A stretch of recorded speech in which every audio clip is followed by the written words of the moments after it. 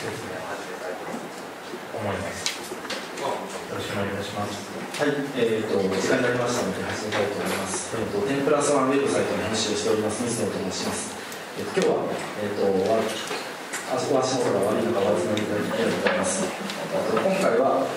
建築情報学会キックオフ準備会議第2回オープンディスカッションとして、を開催いたします。こちらの、キックオフ準備会議というのは、昨年の12月に、10+1ウェブサイトの方に建築情報学会を、立ち上げるにあたっての特集を組みました。でそこに、豊田圭介さんと、池田康さんの対談と、あとコーメンバーの5名の方の論考で、建築情報学会を立ち上げるのでどういった議論が、可能なのかということを10+1ウェブサイトの方で特集しました。で今回は具体的に建築情報学会を立ち上げるにあたって、より、議論を幅広く、より深く、広げていきたいということで、キックオフ準備会議を設けて、全5回の、会を設けることになりました。で、これを、10+1ウェブサイトの方に、連載という形で全5回掲載をいたします。で、今回は、ジオメトリー会ということで、堀川さんに、コーディネーターを、務めていただいて、2名のゲストの方をお呼びして、議論をしていきたいと思っています。でこちらの方は、文字起こしをした、今回の議論の記録を、10+1ウェブサイトの方の5月中旬に、掲載をいたします。でかつ、その文字起こしをした記事に加えて、コアメンバーの建築情報会の各会の、コアメンバーの方に注釈をつける形で、今回の、議論をさらに深めていくような注釈をつけていくような格好で考えています。でそのような形で連載を全5回行っています。でかつ今回といいますか、建築情報学とは何かというのを、具体的に、一つの論点、一つの定義に着地させていくという形ではなくて、より幅広い分野、建築外の分野の知見や、技術やそういったものを、幅広く盛り込んでいきたいと思いますので、建築学以外の方にも議論に参加していただきたいと思っております。なので、今回はハッシュタグ、ツイッターのハッシュタグで建築情報学、あるいは建築情報学会と、つけてツイッターの方でつぶやいていただきますと、こちらの方で適宜議論を広げて、フィードバックをさせていただくと思いますので、ぜひ、ご意見や質問したいことや考えたことなどを発信していただければと思います。では、堀川さんお願いいたします。ありがとうございます。今回のオペレーターを務めさせていただきます堀川と申します。よろしくお願いいたします。私、もともと建築畑ではあるんですけれども、今はどちらかというとソフトウェア開発プログラマーとしての活動が多くなっていまして、その中でもジオメトリーを扱うこと自体に関してすごく個人的にも興味があって好きでやっていまして、で、第1回の今回の建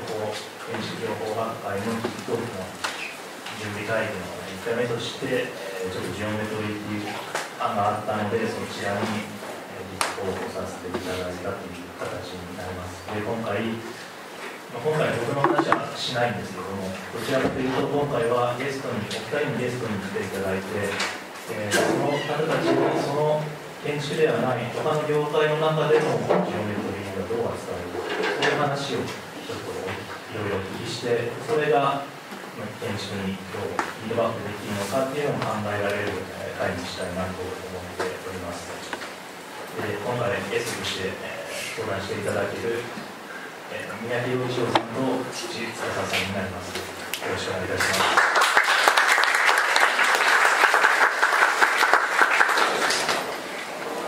今回の、テーマとしてジオメトリー、建築のジオメトリーを拡張するというテーマでちょっと、話をしたいと思っているんですけれども、先にちょっとアンケートというか会場の中の皆さんで建築に関係あるという方、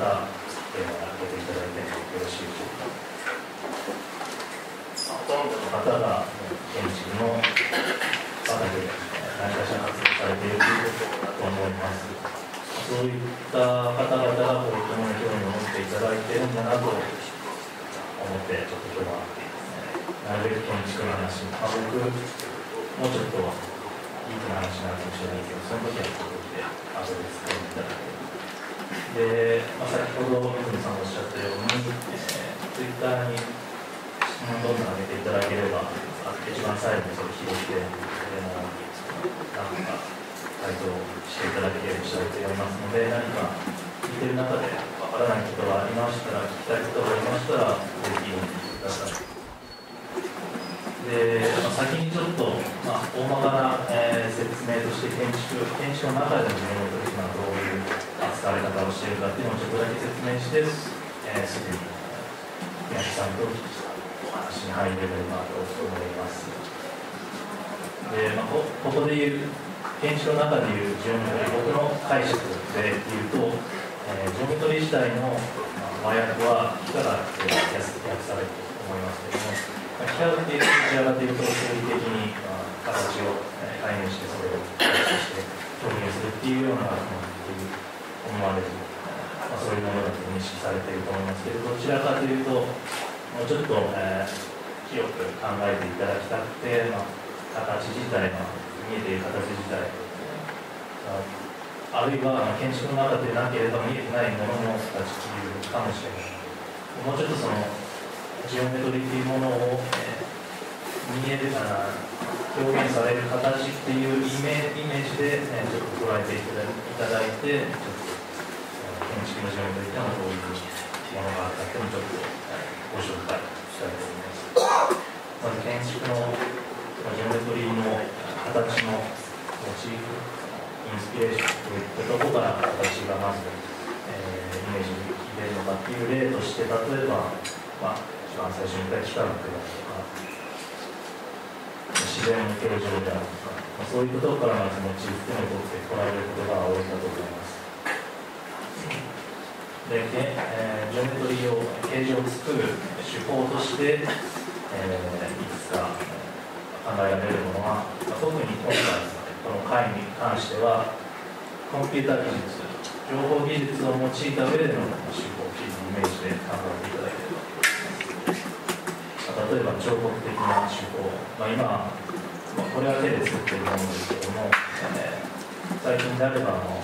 彫刻的な、造形をコンピューター上でして、それをそのまま3Dプリントとかで出力するみたいな方法も、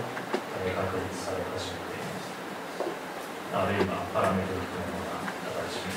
パラメータを設定して、そのパラメータを、変更することで、そのプロシージャーに含まれた過程、手続きを得て、形を可変させるような手法であったり、あるいはちょっとボトムアップ的に、ジェネラティブに、ルールを決めて、どんどん形を自動生成させていくようなことも、時々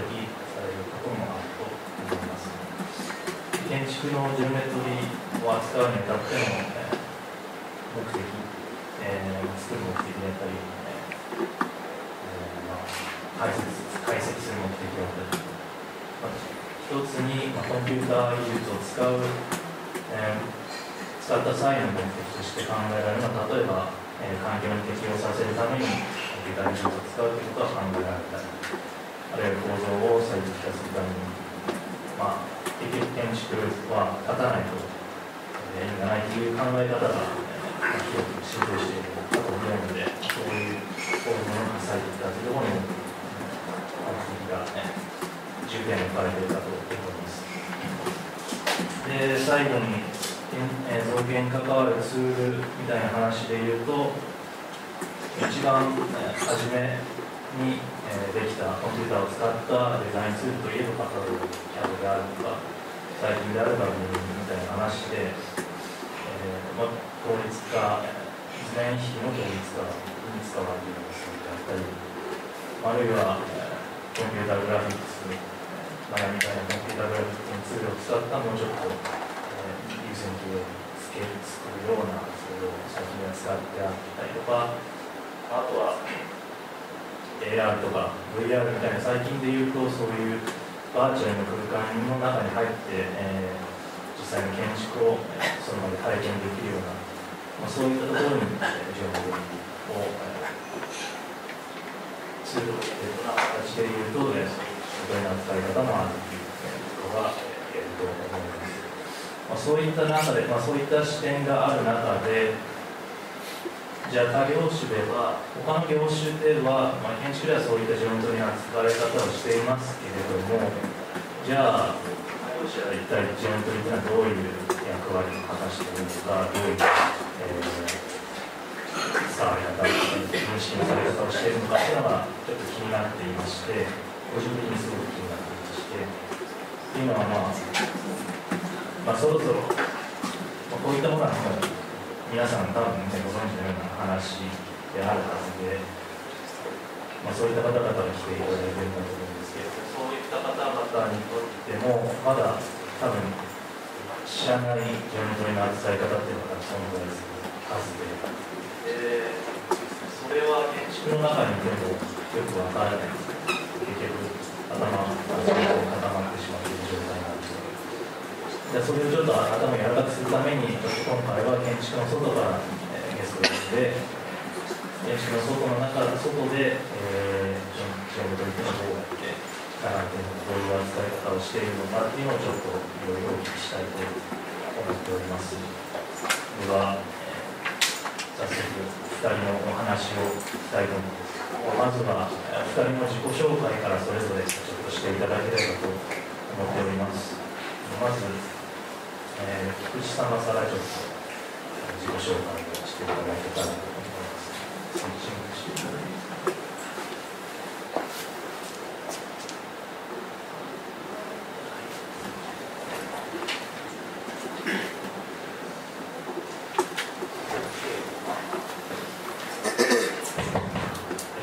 東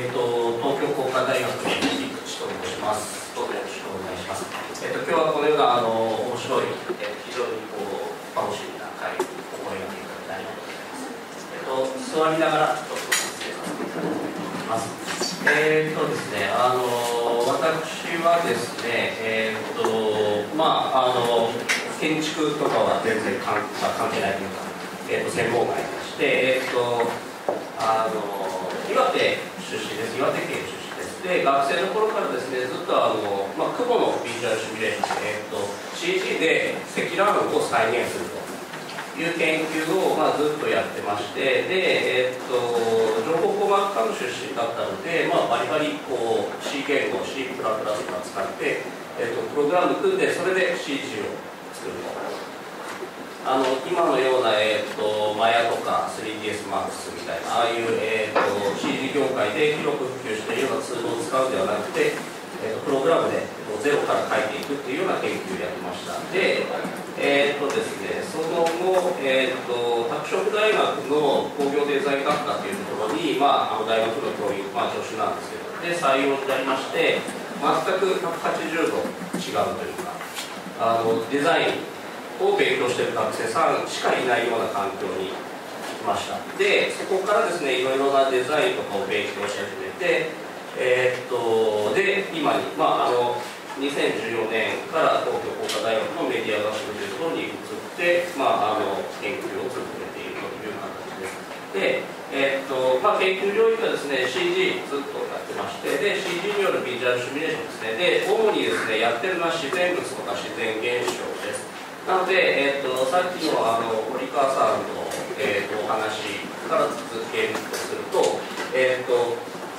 これが、正解というか、こうだっていう決まった形がないものを対象にしているという形ですね。CG でも、形が決まってるんではなくて、特に自然現象はこの形になればいいっていう答えがないので、その生成過程を、リアルに作っているというような研究をやってます。で、今日はここら辺、他にもいろいろやってるんですけど、今日はここら辺をメインにお話しさせていただければなと思います。で、最近これ、昔はですね、ビジュアルシミュレーション、シミュレーションって言ってもいろいろなアプローチがありまして、物理学的に正しいその物理現象、物理シミュレーションですね、本当に物理のその式をきっちり解いていくというようなシミュレーションもあるんですけれども、意外とですね、物理現象をリアルに再現したというか、計算して、それをビジュアル化してもですね、意外と見てる人ってリアルに感じてくれないんですね。で、よく言われるのがパントマイムって意外とリアルに見えるっていうのは、あるところを誇張してあるところは削ってっていうようなアプローチで、ちょっとオーバーに表現してあげると見てる人って分かりやすいし、リアルだとか面白いって感じてくれる。このビジュアルシミュレーションっていうのはまさにそういうアプローチで、ビジュアル的にリアルだとか面白いっていうシ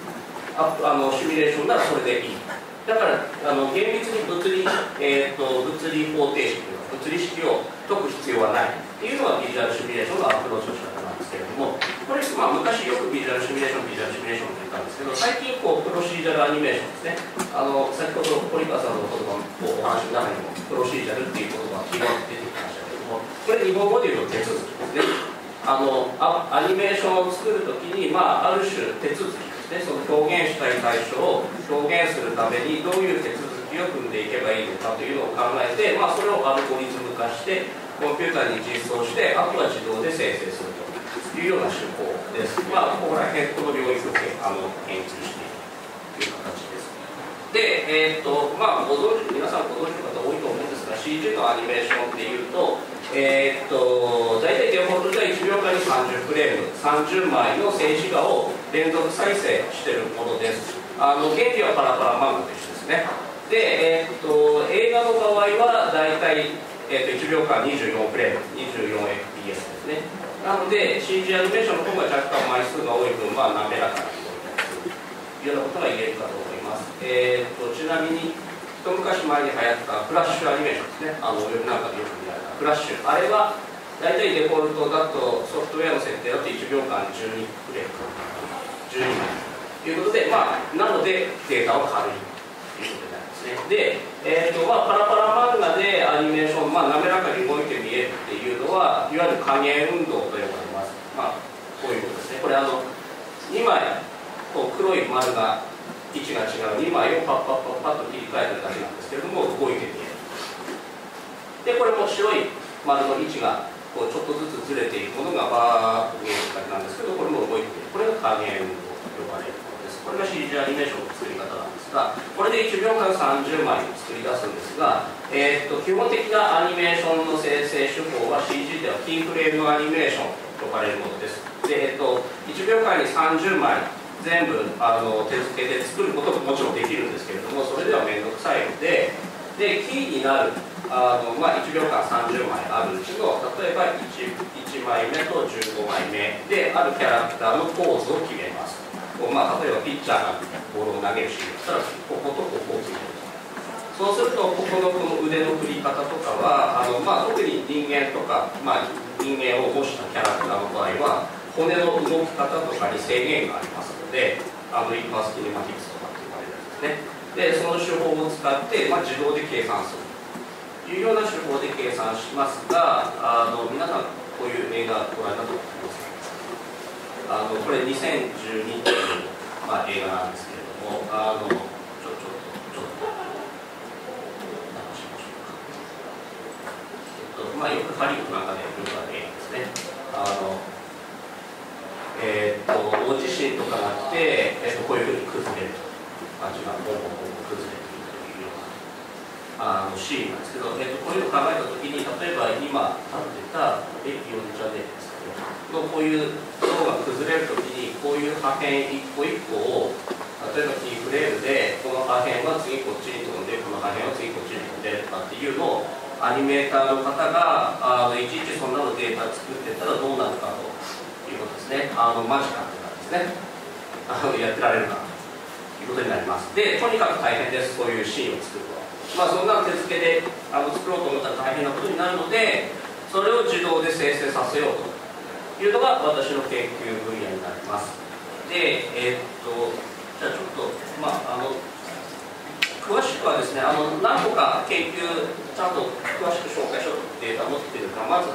ダイジェストで、ご覧いただきたいと思います。どういう研究をしているか。これ、音出ますかね。音が出ない。音出ますね。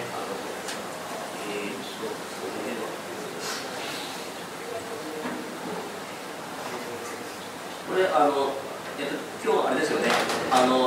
ストリーミングされてるんですよね。オマージュということで、まあ、あるオマージュ。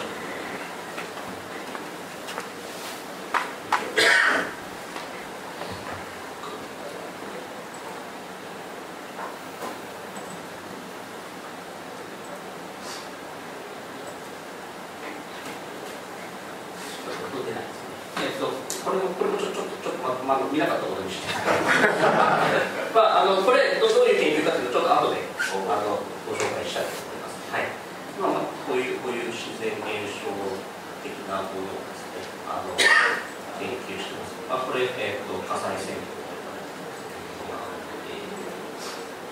これが、物体が水に落ちた時の泡とか、これも後で詳しくご紹介したいと思います。このような、いろんな自然現象をテーマにしてですね、ここら辺の水中で舞い上がる土、海底の土とですね、これ雪崩の雪形ですね。これも後でちゃんとご紹介したいと思います。はい。駆け足ですが、後の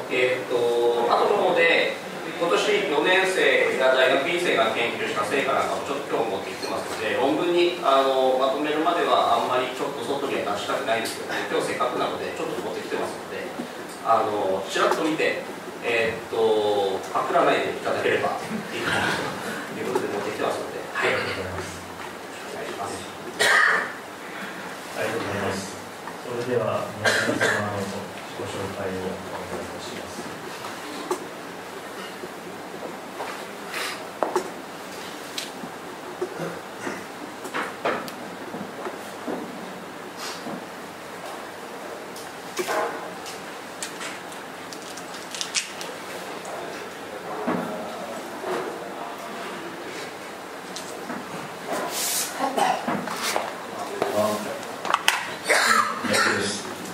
自分は日本デジタルゲーム学会に所属しておりまして、普段は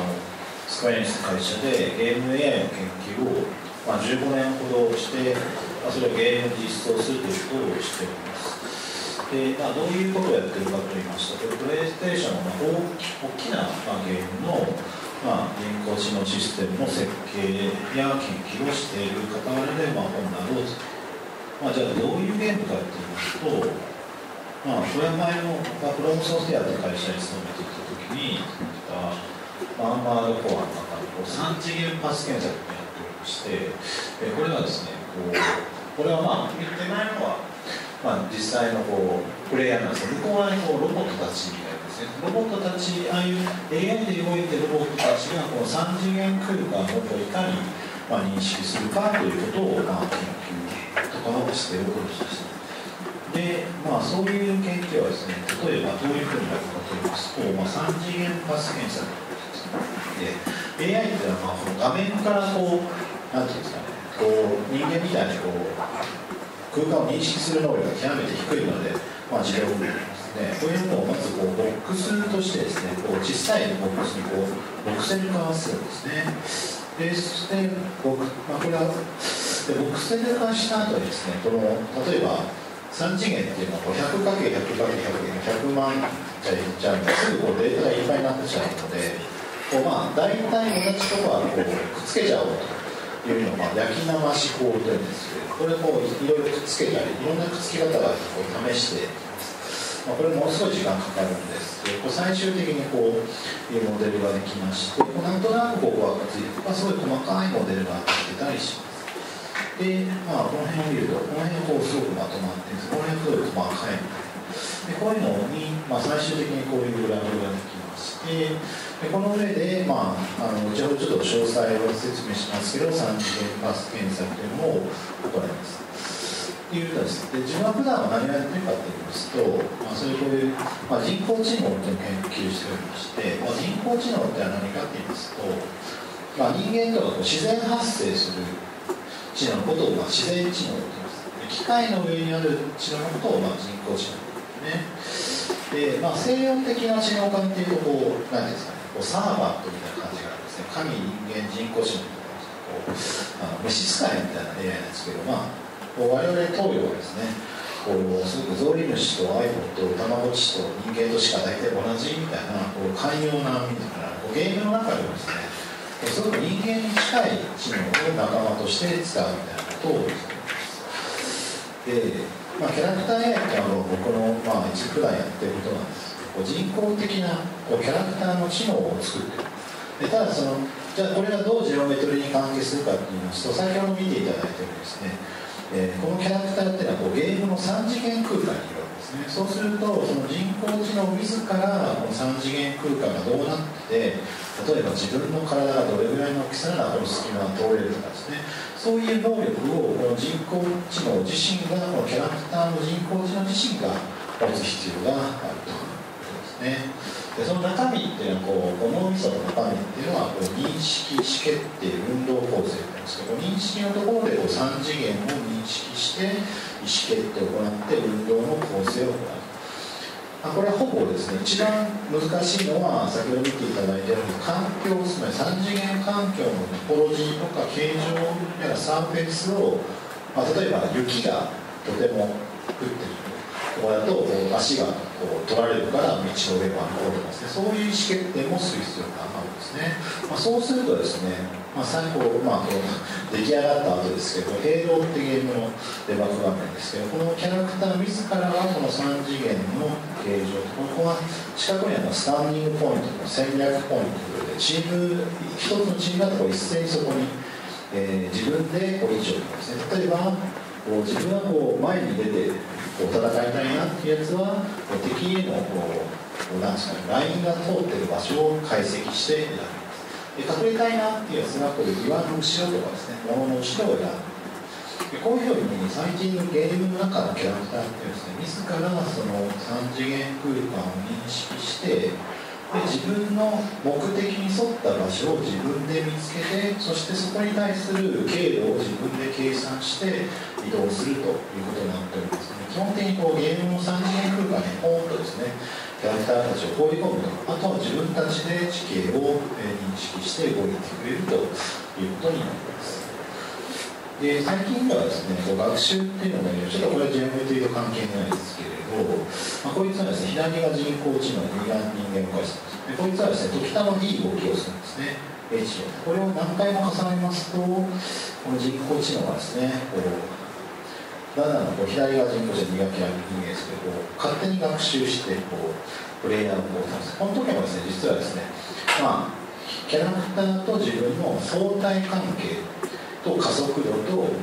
見て、自分の技を決めているということになります。あるいはですね、最近は計画を立てる AI っていうのもありまして、かつての AI って何かがあったら、この AI はですね、まずドアの前に行ってドアを開けてキャラクターのプレイヤーに近づいて撃つっていう一連の行動をするんですね。こういう計画を立てることがあって、これを例えば今ドアを閉めたらどうなるかって言いますと、こいつはですね、ドアを開けるプランが含まれてたので、開かないっていうことですね。今度はじゃあ別のドアが閉まった状態で計画を立てると、今度はこのガラスを割って近づいてきてこれも高度な地形や環境認識があって、こういうプランを立てるということになっています。で今見ていただいたのがキャラクター AI です。これあと何分ぐらい大丈夫ですか？はい。3、4分で話します。メタ AI っていう分野がありまして、このメタ AI というのはですね、今見ていただいたようにキャラクターが何かを認識するっていうのはですね、神様、ゲームの神様 AI ですね。プレイヤーが下手だなと思ったら助けてあげるし、うまいなと思ったら強いモンスターをボコスタートします。で、すみません。メタ AI っていうのは、ゲームをですね、自分自身で作り出す AI ですね。例えば CG の分野のこれ有名な仕事ですけど、80年代にこういうフラクタル図形で自動生成するみたいなのが昔からある。で最近はですね、こういう森もですね、これパワークライっていうゲームですけど、自分自身 AI にですね、これ作っといてっていうとですね、こう密度と植物の種類だけを入れるとですね、大体こうニョキニョキニョキとこう森を生やしてですね、開発者が待ってればですね、森ができるみたいな、そういう環境が、ある程度できているわけであります。で、人工知能は2種類ありまして、シンボルによる人工知能と、このニューラルネットと呼ばれる、最近流行るディープラーニング系の AI2 つあるんですね。でニューロンっていうのはこう脳の中のこう電気イオンがたまるとポッと電気が出るようなものなんですね。これをこういうふうに束ねまして数学的モデルにしてこう回路にしたのがニューラルネットと呼ばれます。でそいつをですね学習させてこう絵とかを描かすことができるんですね。で最近はですねこれを遺伝的アルゴリズムという進化アルゴリズムで進化させてどんどんこう形状が進化していくようなニューラルネットというのがあります。そうするとどういうことができるかといいますと、こういった入力にいろいろ入れるとですね、例えばこう中継弾幕みたいなものも先ほど水野先生が言ったプロシージャーですね生成できたりします。ちょっと例にお見せしますけど、これはですね人間が作っているじゃなくてニューラルネットが勝手にこう弾幕の形とかをですね自動的にやっぱりもう映ってないおかしいなどうしてこれを切るともう一回映るのか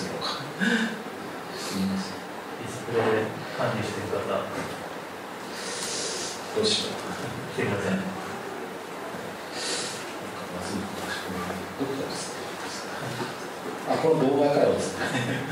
すみませんもう一回抜いてみますそっちじゃないと思います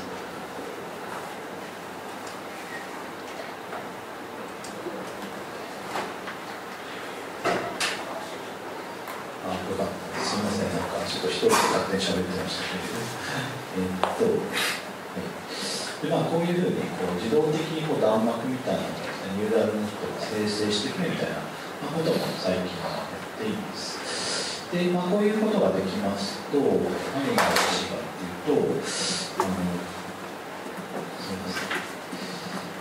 ちょっとだけお聞きしますけれど昔ですねゼビウスというゲームがありましてゼビウスというゲームはですねこうどんどん敵が強くなってそうすると負ける一回撃破すると敵が優しくなっていくということなんですね。このおかげでこうユーザーはですね下手なプレイはどんどん優しくなるしうまいプレイはどんどん現代のプレイは先ほど見ていただいたようにレベルを自動生成するんですね。レベルを自動生成した上でユーザーの緊張度というのを取ります。リラックスしているとたくさんゾンビを出して緊張しているとこうもう敵を出さないでその時にメタ AI というのはですね上からこうゲームをですね俯瞰してみます。で俯瞰してみてユーザーここ入ったなと思ったらここから出てくるのでここにモンスターを置いたりします。こういうふうにですね神様 AI はですねこうプレイヤーの経路をですねずっと予測していてプレイヤーが見えている場所ではないこの見えてない場所を解析して求めてそこにモンスターを置くことでユーザーにバレないようにモンスターをたくさん増やすみたいなことを地形解析によって行っています。ですので最近はですねゲームそのものが人工知能化しているということを推し進めたりしているというのはちょっと自己紹介がある僕の仕事でした。ゲームへの紹介でした。以上です。ありがとうございます。非常にすでに長い使いだと思うんですけども、これから本格的になっていくので、山さんでした。それのところにこうやってなって見せる線があるんですよね。短いやつ。それの悪さしてたのかもしれない。ちょっとなかなか変な作詞じゃない今回お招きさせていただいた先生と宮城さん、それぞれ研究とは異なる分野で関わられているので、さんは動的なシミュレーション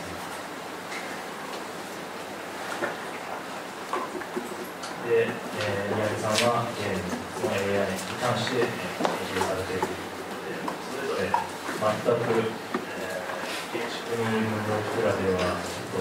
想像をしないような視点をちょっと情報やされていたのをすでにお分かりいただけたかと思います。じゃあそういった中でちょっと今日の進め方としてなんですが、3つほど先に僕の方からお二人に質問を送っておりまして、その質問に対してのスライドをそれぞれ用意していただいております。なので一度その質問を投げさせていただいて、その質問に対してちょっとご紹介していただいて、それに対して私の方からちょっといろいろご質問、個人的に気になる部分とかそういうのを質問してディスカッションの形にさせていただけたらと思います。質問じゃあ1つ目の質問から始めたいと思いますが、ご自身の業界における情報技術、こという情報技術というのはコンピューター技術のことに指しています。それをしたジオメトリーの操作、造形であったり、ジオメトリー社を編集することであったり、ジオメトリーを解析することであったり、そういった例というのをいくつかお見せいただけたらと思います。すでにいくつかお見せいただいたんですけども、改めてちょっと深くご説明していただいて、それに対してご質問させていただけたらと思います。下のから、お願いいたします。またスイッチしてください。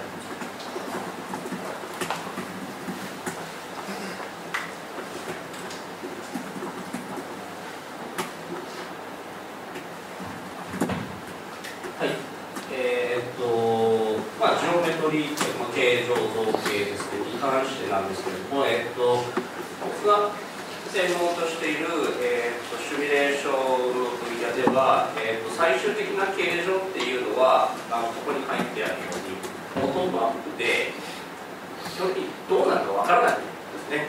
やってみないとわからないという点がありまして、特に物理現象、これちょっとですね、最近研究でよく使っているフーディーニっていうソフトウェアで、流体シミュレーション、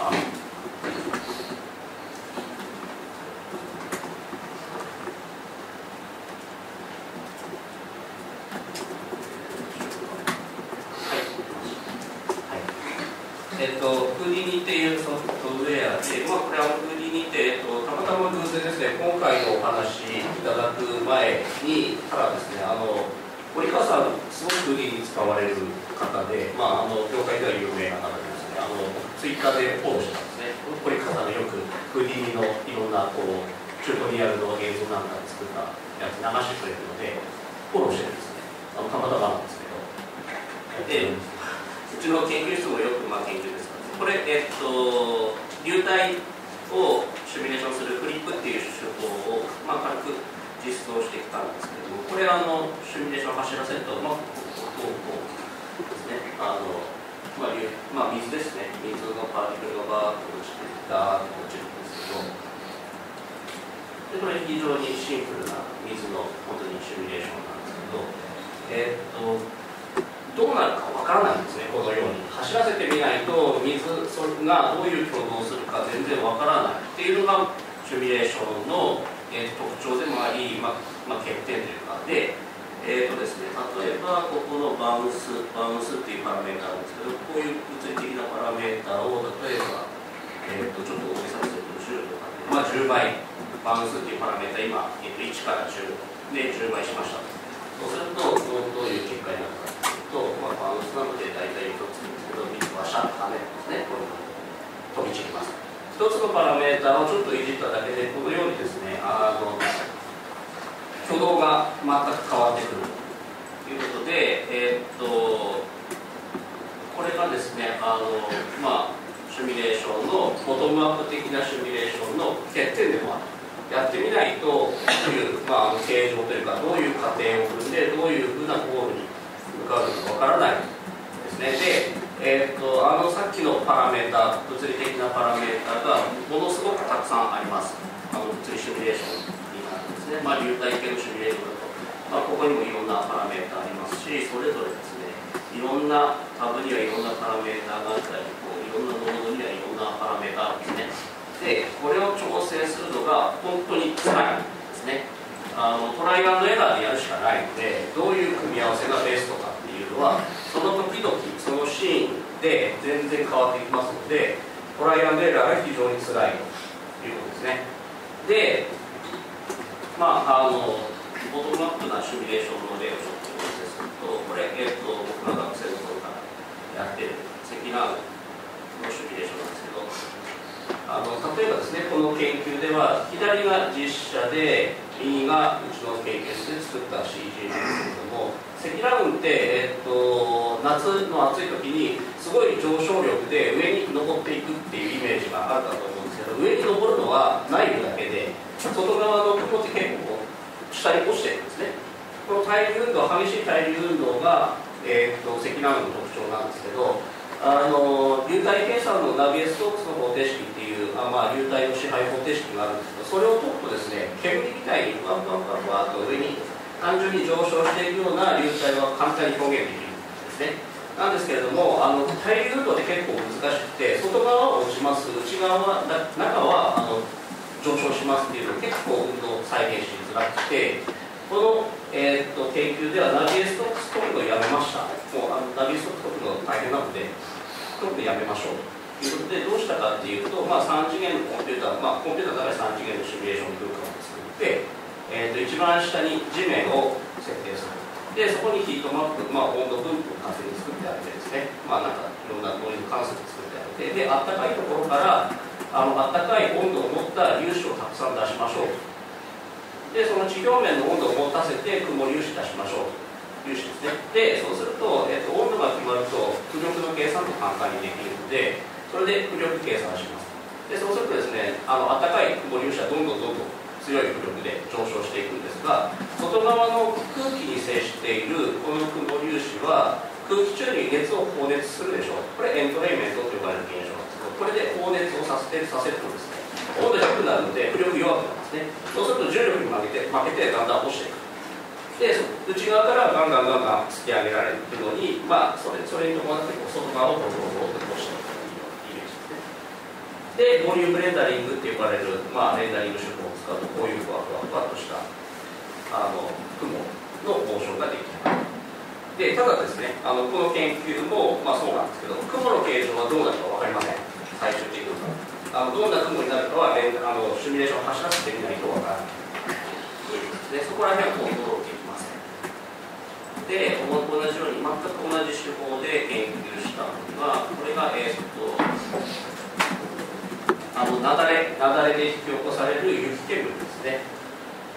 雪煙をオーバーに表現してあげれば、雪崩れてる雪の面を別に描画しなくても雪崩に見えるので、これ非常に単純な手法で、山のモデルの上からですね、雪に見立てたパーティクルを落としてあげます。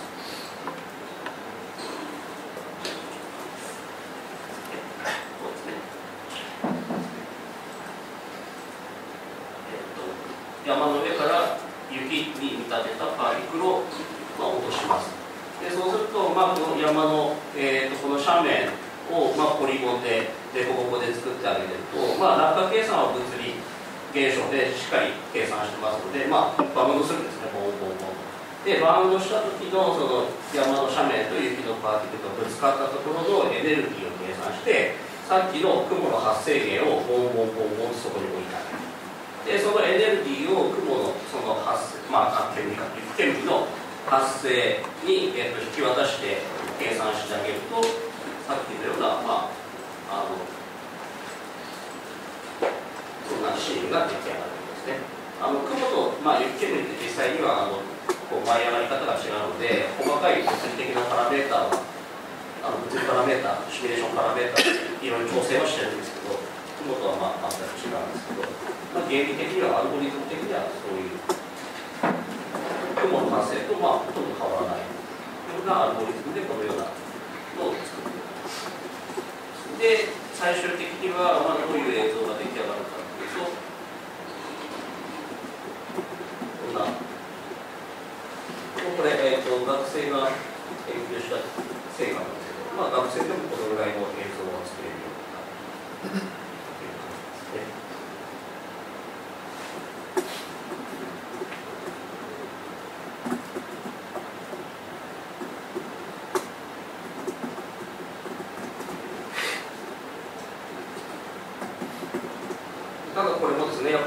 最終的には欲しい有機煙の上がり方というかを得るためにものすごい数のトライアンドエラーをやっぱり繰り返す必要があるということです。で、それがですね、結局よく言われるんですけど、これを実際にこうデザイナーさんとか現場のですね、プロダクションの方々に例えばこのアルゴリズムを使ってもらうとどういうことを言われるかっていうと、もうちょっとここ公的だねって言われるんですね。監督さんとかディレクターさんから。で、最近よくあるのがこういう、皆さんこれとある飲料系がですね、CM でこれ水なんですね。で、ある形をしてる。で、そうなんですね。やっぱり結局形状をコントロールしたいっていうところに行き着くんですね。最終的に。で、最後のだからゴールの形状を決めておいて、でそこにたどり着く過程はシミュレーションでやっていく。で、そういうトップダウン。さっきのがボトムアップなのに対してこういう手法をトップダウンって言ったりするんですけど、コントローラーですね。コントローラーな手法っていうのを最近研究しています。で、最初にお見せしたこの映像もそれなんですけど、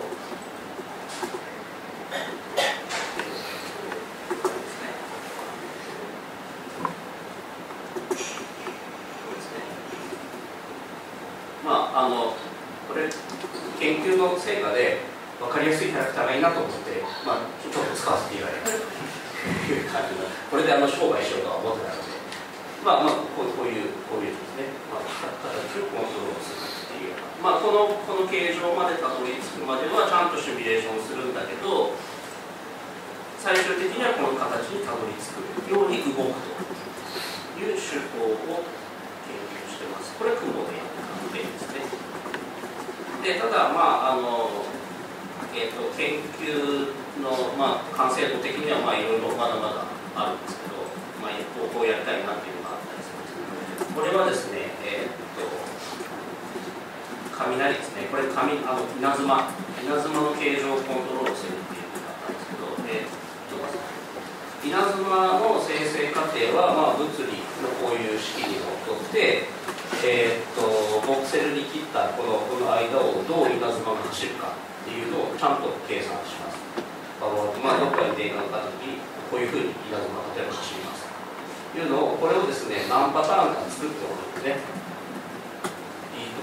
事前に何パターンか作っておいて、これを登録しておきます、データベースで。じゃあ実際に稲妻の形状をコントロールするっていうのをどうするかっていうと、基本的にはこういうふうにユーザーにまず3次元の空間でラインを書かせて、別に3次元じゃなくてもいいんですけど、2次元に書かせて、この上にさっきの基本的な稲妻の形状をつないでいくと。何個かのパターンを読み込んできて、勝手にこのラインに合わせてつなぐと。そうすると、なんとなく引いたラインのように走る稲妻ができますっていうのを、こういう技術を開発したりします。そうするとですね、どういうことかちなみにですね、稲妻っていうのがどういうふうにできるかっていうのをちゃんと研究してまして、稲妻っていうのはですね、空から登るだけじゃなくて、空から降りてくるだけじゃないですね。地面から上に上昇する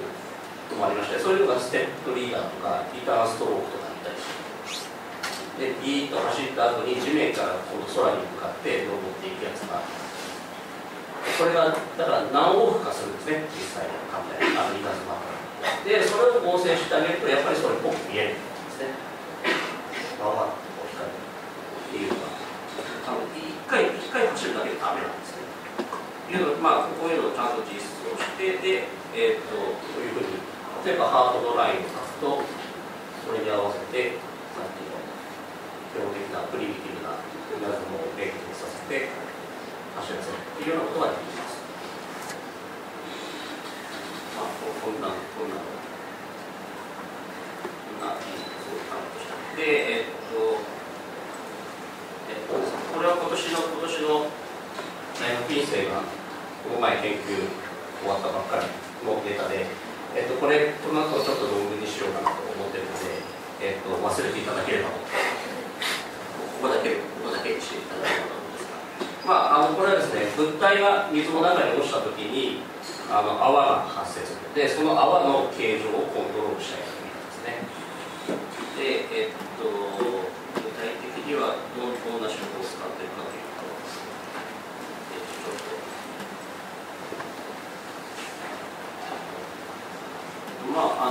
こう物体が落ちたときに、それぞれパーティクルを配置してまして、でこの物体が落ちたときのこの落下交流のやつにパーティクルが引っ張られると。でそれで泡になるというような研究です。で、この泡が上昇する経路をですね、コントロールしたいということでやってまして、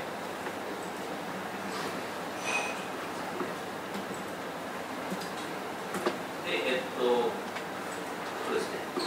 具体的にはどうしたかというと、これよく CG のいろんな、研究なんかで使われる、デモで使われる T ポットですね、ユーザー T ポットですね。で、その中、この T ポットの、ポリゴンモデルを、一回ボリュームデータに変換して、ボリュームデータに変換した後にそのボリュームの中に適当にポイントを散らばすんですね、スキャッターさせます。で、そのポイント番号を、下からソートして、で、近いところにあるポイントをつないでいって、こういうラインを作ります。で、このラインに、こうパーティクルが上昇する浮力の力を与えてあげて、で、この泡のパーティクルは実際にはですね、DM っていう手法で別な力でちゃんと上昇するようにはなってるんですけれども、それにこのラインの浮力を加えてあげる。で、そうすると、このラインに沿って、なんとなく上昇するモーションが作れるんですね。で、これでやると、こんな感じになる。で、先ほどの手法はそれを使った T ポットの例で、これがうち地形なのでキプチラボっていうおちゃんぽんとして見えるかなっていうのを実験したいんですけど、ちょっとまだ見えないですね。もうちょっと泡の量が欲しいかなとかっていうあたりをちょっと調整しなきゃいけないかなっていう気はするんですけど、このぐらいはできているというようですね。ということで、なんとなくその形状をコントロールしながら、でもモーションは実際の、ものに近いように見えるというような手法を最近はいろんな現象で研究しています。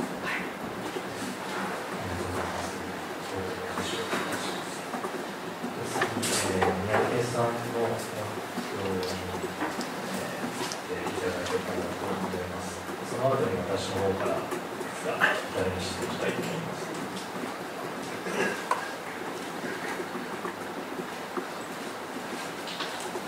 はい、で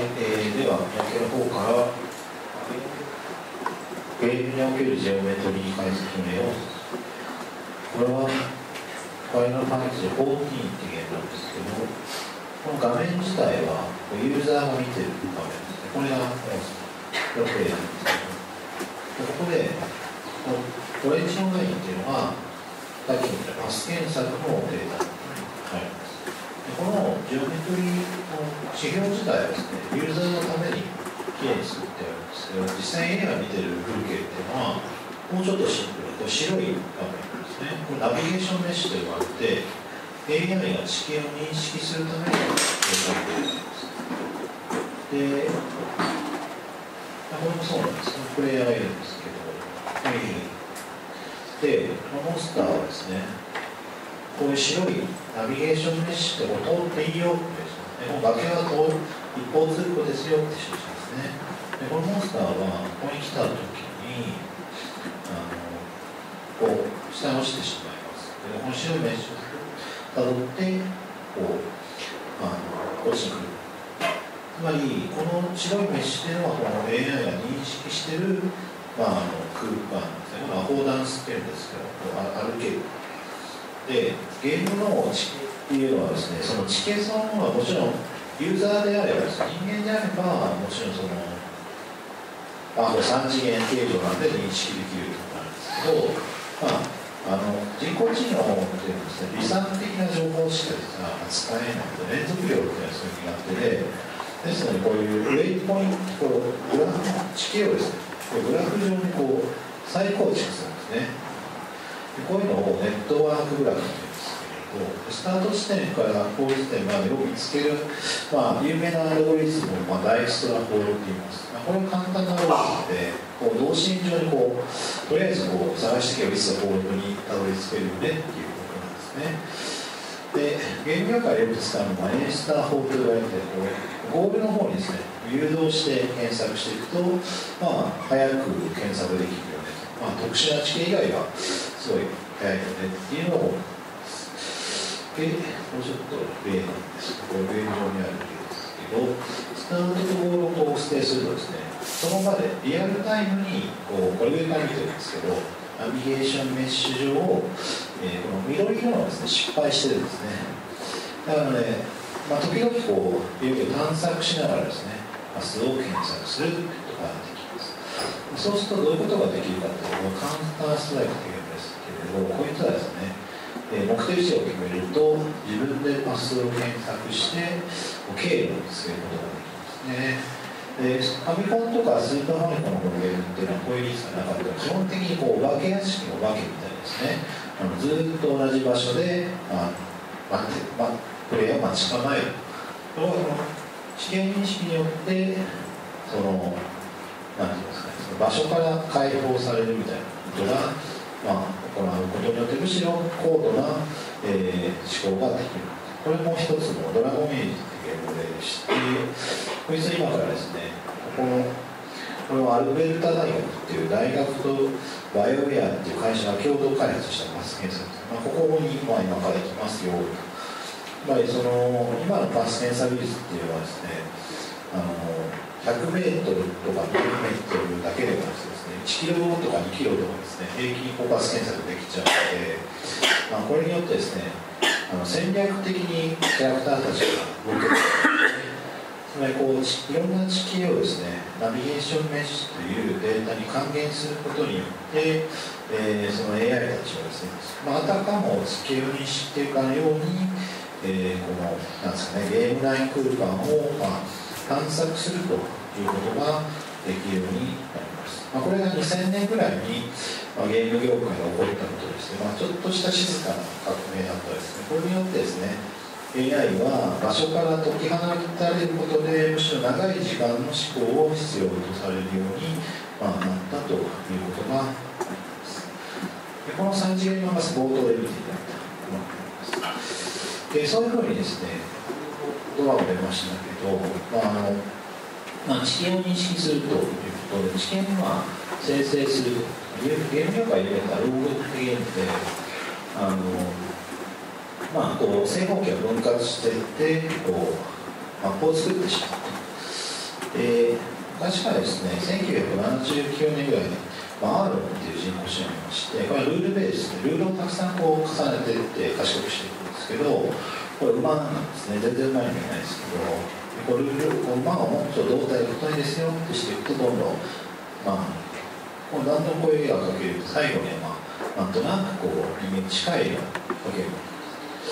でそういう乱数を使ってですね、地形を作ってみたいなのがあります。でこういうゲームはですね、最近増えていて、ゲーム世界そのものをいろんな乱数を使ってとか曲線を使って数学的曲線を使って丸ごとを作ってしまう。で作ってしまうのはいいんですけど、作った後が問題で、ここからもう一回ナビゲーションメッシュとかAI を地形になじませないといけないということで、地形解析っていうのが出てきますね。これがゲームの例なんですけれど、マップがあります。でマップをですね、階層的に解析したいということがあります。これマップ全景なんですけれど、さっき言った神様 AI みたいなものがゲームを動かしたいということで、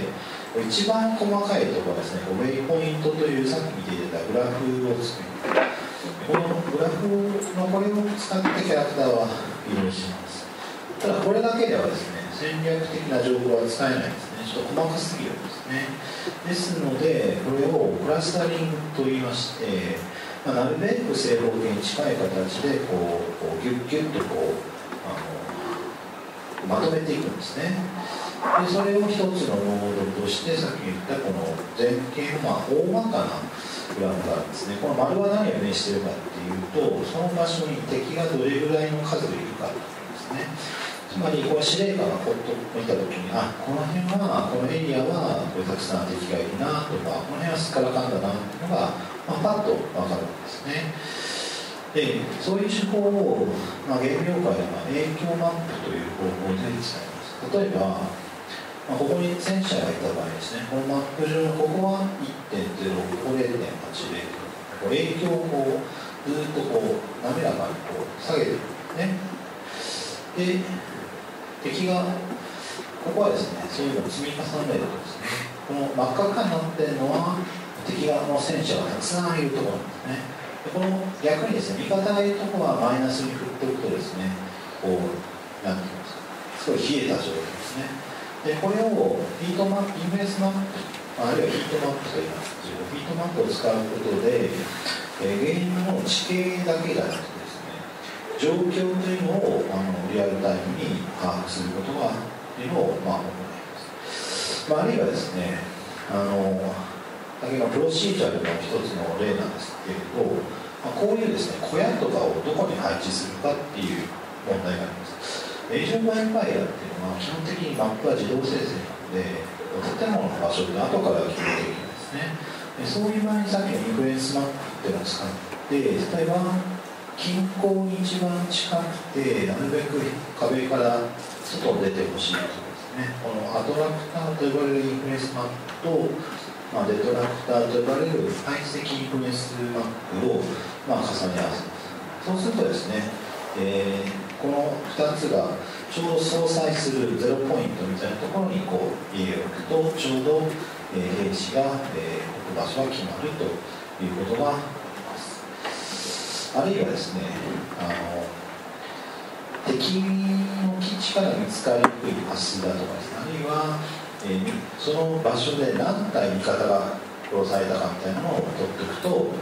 そこからなるべく遠い場所のパスを取るみたいなこともできるようになります。で、そういう影響マップをうまく使ったのがこのシムシティというゲームでして、シムシティってユーザーが工場とか置いていくんですね。そうするとですね、この場所からですね、いろんな影響が広がっていきます。で、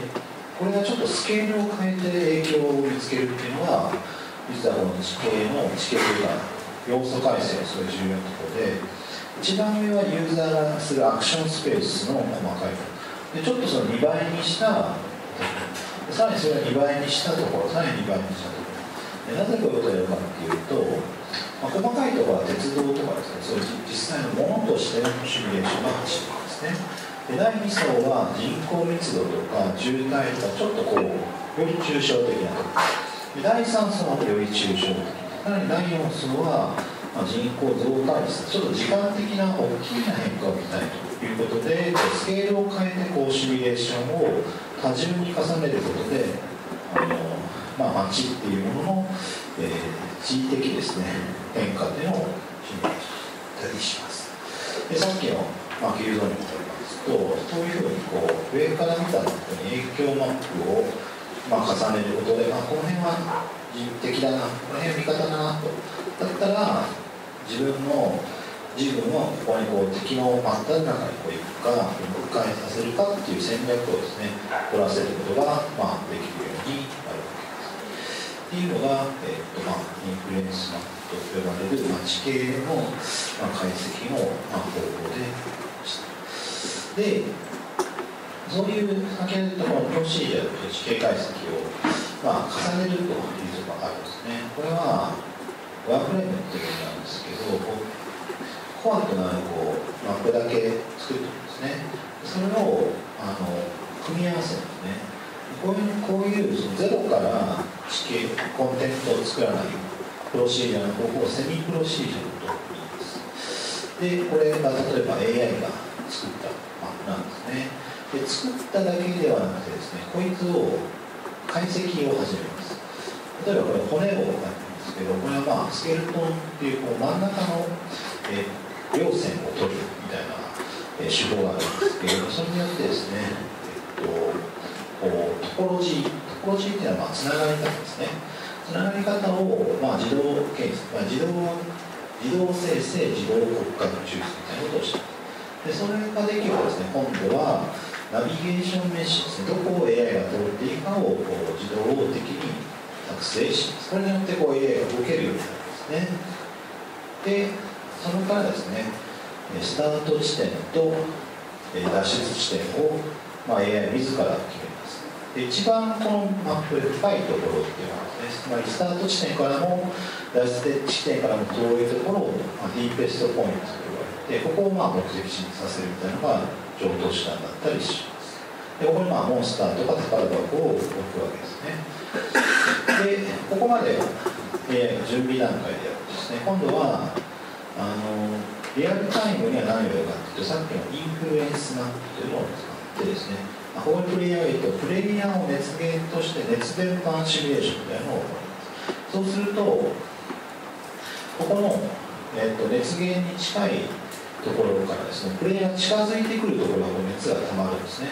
遠ざかるポイントは熱がどんどん冷めていく。なので、温度上昇があるところに敵のモンスターを置くわけですね。そうすると、まあ、動的にこうモンスターをプレイヤーにぶつけることができますということになります。まあ、そういうふうにさっきのインフルエンスマップをうまく使って、こうあれですね、こうプレイヤーの近づいてきて、まあ、いい感じのポイントをですね、地形解析することによって、モンスターを動的に置くというのがこうメタ AI がやってるこう神様 AI のお仕事だったりします。まあ、そういうふうにこう、まあ、事前にこう地形解析を、まあ、行うとランタイム内で、人工知能が、まあ、地形解析を、まあ、行う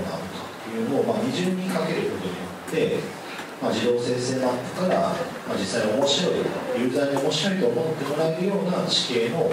利用の仕方を行うと。でさらにもう一歩踏み込んで、この地形のいつ出すかというポイントなんですね。それは先ほど言ったように、プレイの緊張度っていうのを計算します。緊張度はですね、まあ、脳波とかアイトラッキングとかを、まあ、手の発汗量とかを、まあ、デバッグ中は取るんですけど、まあ、実際のゲーム内ではゲーム内のパラメータを使って、まあ、禁じします。でそれによって先ほどの出るポイントっていうのを決めます。あとですね、プレイヤーの脱出経路というのを計算しています。でこの経路に沿ってモンスターが、均等に出会うように、まあ、対比的な調整というのを入れまして、まあ、プレイヤーが見た場合にすっからかんの場所がないような、全体のバランスというのを、まあ、行ったりします。でこういうことができると最終的には何ができるかというとですね、まあ、AI がこう地形とモンスター全部把握しているので、例えば要するに映画監督みたいなものですね。映画監督はですね、こうキャスティングの皆さんから言うとですね、キャスティングの皆さんを使ってですね、まあ、物語を自動的に作ることができるんですね。例えばちょっとプレイヤーが今退屈してるなと思ったら、このモンスター、この野生動物とこの獅子さんをまあ戦わせて、こうなんかプレイヤーを巻き込むような事件をプレイヤーの周りでいきなり自動生成するんですね。でその時にどこで何を自動生成すればいいかというのを、まあメタ AI がこう上からですね、地形を解析した。例えば、森の近くだったらこうなんか動物さんがいるとか、動物同士がテリトリー争いしているとか、まあ、そういう事件があるいは敵のアジトの近くだとこうアジトに連れていかれるようなストーリーを作る。まあ、地形とか天候とか、まあ、そこにいる、まあ、キャラクターの属性を気にしてこう物語を自動生成するみたいなのが、まあ、現在のゲームので応用されている、まあ、地形解析のによるコンテンツ生成という話に、この話は、ありがとうございます。面白い話ありがとうございました。ちょっとここから最初お二人に質問させていただければと思うんですけれども、まず下にちょっとしたいんですが、基本的なシミュレーションを行う際に基本はもうボトムアップである。ローカルな多分僕のイメージであるとローカルな、ルールを作って、規則を作ってでその規則に応じてどんどん形を生成させていって最終的になった形をクラスがリアルだろうかという判定をしていくっていうような過程っていうふうに、ですけれども結構やっぱり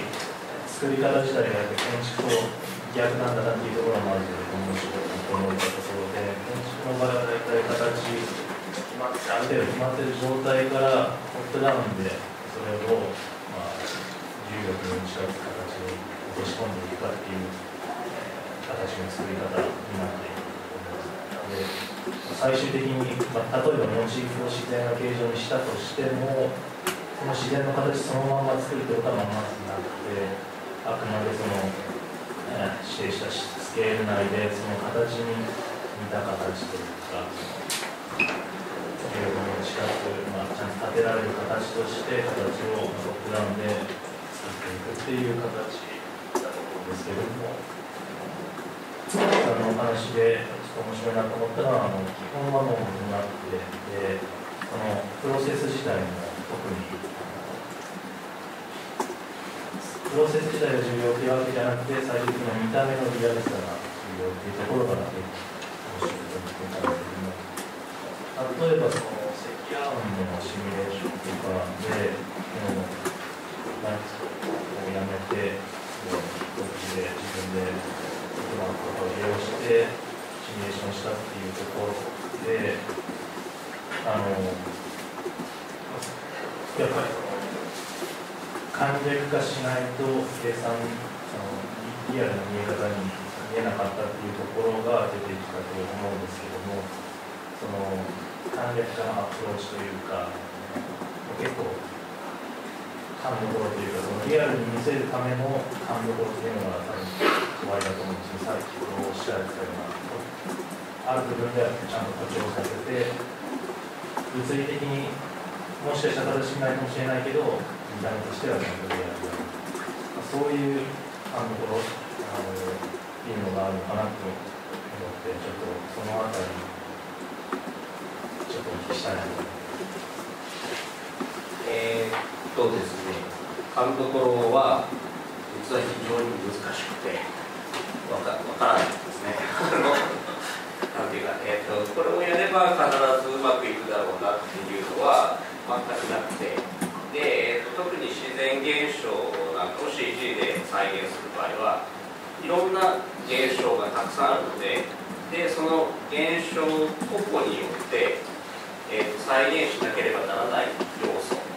比較的な要素であるとかは全く別なので、はい、なので、ですね、ここだけの話というか CG の研究って、すごい昔からやられていて、最初は CG ってやっぱり人工物を、リアルにコンピューターの中で再現するっていうような、そういう技術から始まってるんですけど、自然現象なんかをCG で再現する、僕が学生の頃に所属した研究室の、指導教育先生がそういう研究です。その先生がおっしゃってたのは、この分野が始まった頃は、この CG の研究じゃないって言われた。その対象によって全然再現する手法も全然違うし、だから、なんていうか、例えば CG でいうと、因面消去とか、因線消去っていうものすごい古典的な、でも、こうやればっていう手法があるんですけど、そういう決まった手法ってないんですよ。で、自然現象、それこそ、いろんな現象を取り上げたときに、こうやれば絶対こういうふうにできるっていうのはないので、もうそれはですね、実際にそういう現象をたくさん観察して、実際僕、雲をやったので、学生の頃に最初にやったのは、雲の物理学のようなものを読んだり、雲の写真集を買ってきたり、あとはその気象学であったり、理科年表を買ってきたり、で、そういうので勉強しながら、実際にビデオカメラを外に向けて、それこそタイムラプスで撮影した実写をですね、ビデオで早回しして、わーっと出てきて、大きいよみたいな。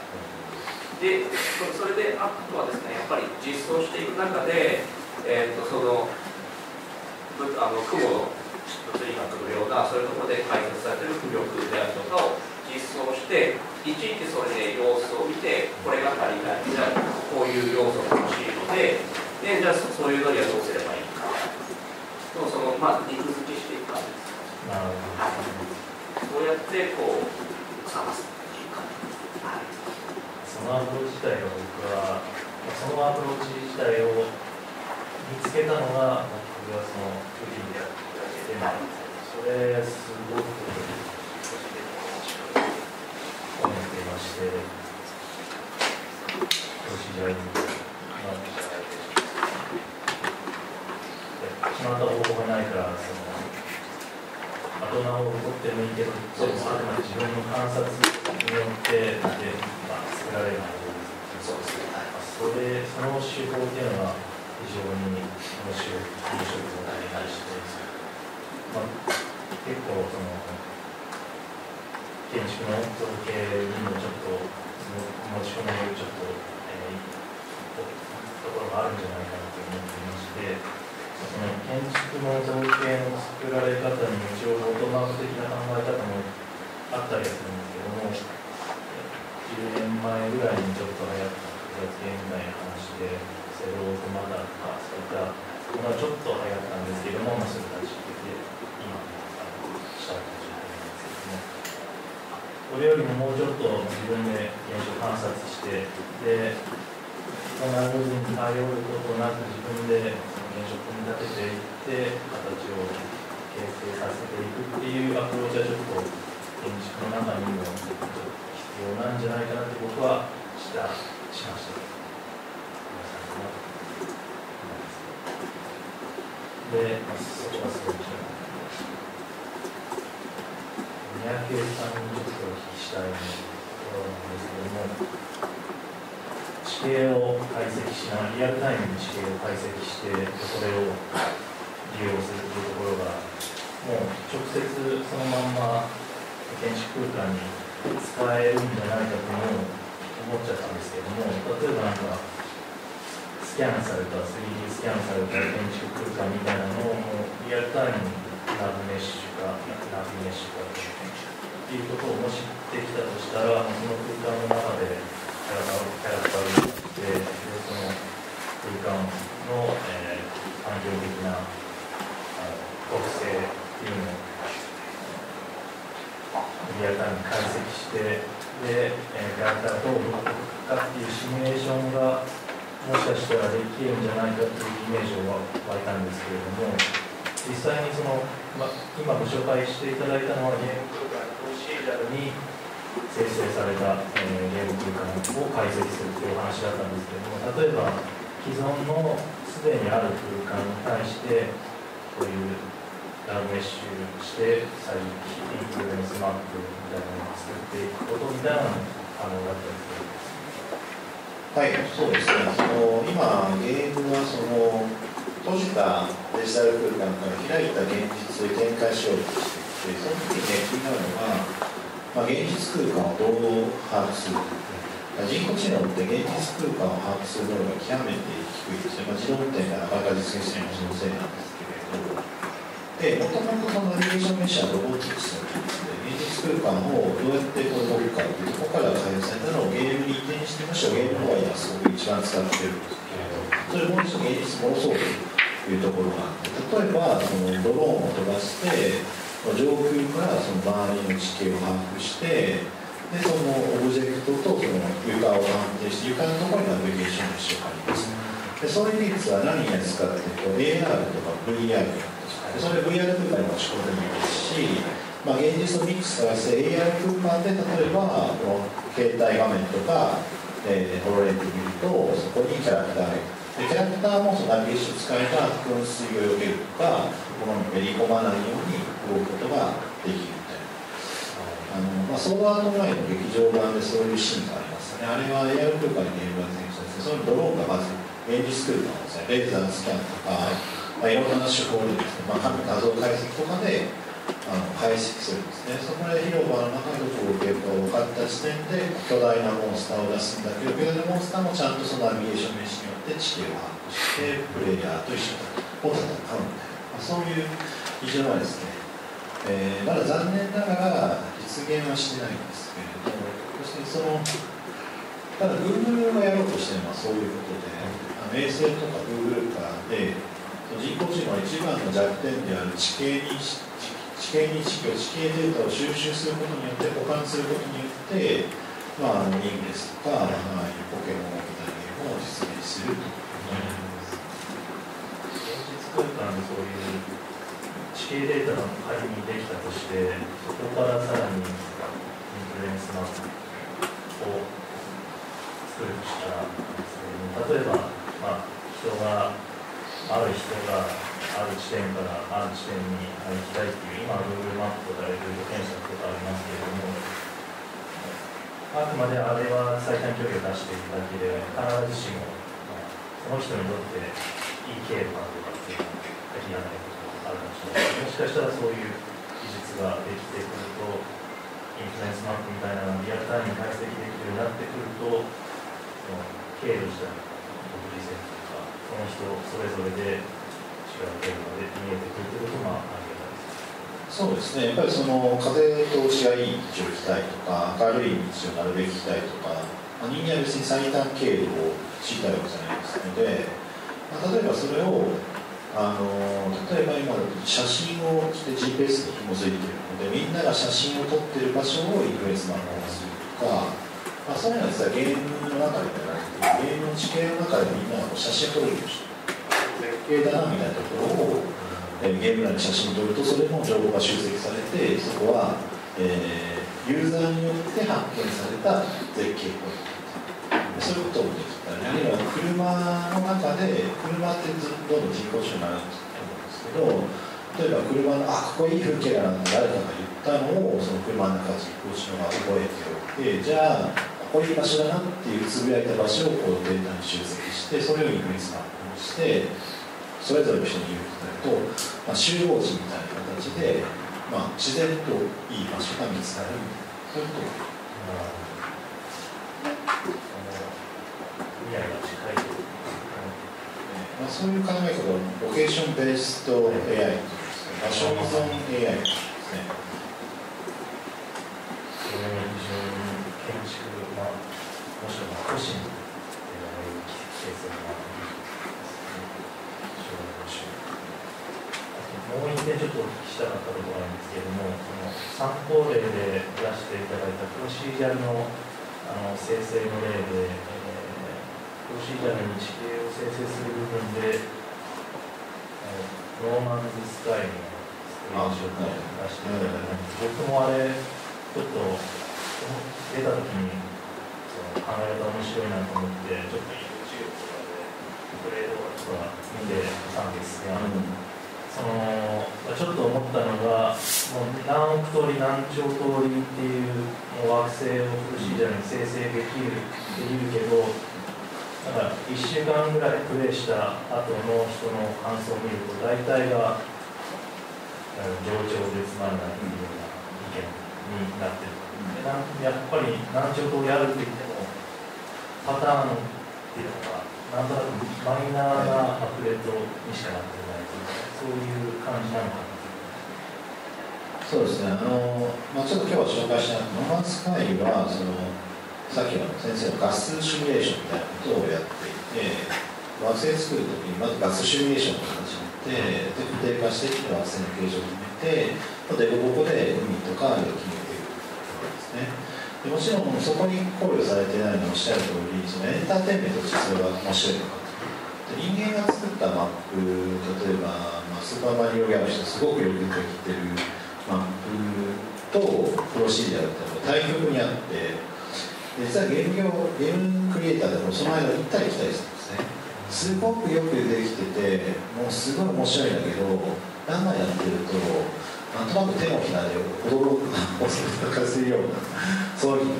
それだったら AI が勝手に作ったマップが面白いぜってやってると1週間ぐらいなくて、やっぱり人が作った方がいいなってあれも何回こうやらされてるかみたいなのが、そこをうまく間を取ったのがゼルダみたいなオープンワールド型のすごくいいバランスのゲームだと思うんですけど、そういうなんていうんですかね、2つの浪曲っていうのはどっちも重要で、例えば飽きたらもう一回生成すればいいとかですね、あるいはユーザーに指揮されるマップみたいな、私にドラクエでも地図を交換できましたよね。でもいい地図と別に面白くない地図っていうのはまさにヒットしたんですけれど、前のように選択的に進化できるって仕組みがこれからおそらく必要とされるんですね。その話をお聞きして思ったのは、建築にも似たような現象というか形作りのものなんですけども、もう一から自分で計画していくタイプの建築もあれば、最近の一つの潮流としてパラメトリックデザインというのを数理的に形を作っていくというような手法もあるんですけども、どちらかというとその数理的に作る、例えばサイン波というのを利用した形状を作る、スパイラルみたいな形状を作るみたいな手法自体がちょっと辟易されている感じになってきていて、そこでまた一旦力を入れてデザインをカスタムで作って戻ったり、またそこからパラメトリックにするアルゴリズムデザインというアルゴリズムを利用したデザインについていく人もいたりという例をしている建築でもあるかとそうですね、多分そこに欠けてるのは人工知能的な考えで、アルゴリズムに全てをやろうとするところに何が欠けてるかというと、例えばその空間にサイン波の形状を作ろうとして作ります。ただその周りの空間がどうなってるかというと、お構いなしに全部やってしまうみたいなところはちょっとアルゴリスティックな暴力的なところで、そのさっきのメタ的なアプローチっていうのは、まずその空間の地形をですね AI が認識するんですね。ここはこういう斜面で、ここが陥没してて、その認識した上でどの形状が一番いいかを AI が判断するっていうところ。植物の自動配置の時も、例えばここの斜面はこれぐらいの傾斜なので苔だけ生えます、バラの何百個いますみたいな認識のフェーズが1個入るんですね。でそれによってそれからプロシージャーの手法を使い分けるっていうところの人工知能的なところが必要なんじゃないかなと、素人考えですけど、思います。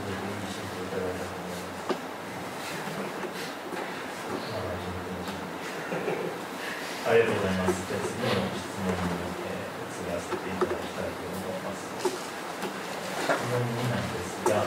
ご自身の業界で使われているジオメトリに関する技術やアプローチ、そしてそれが生まれるきっかけとなった、業界特有と考えられる制限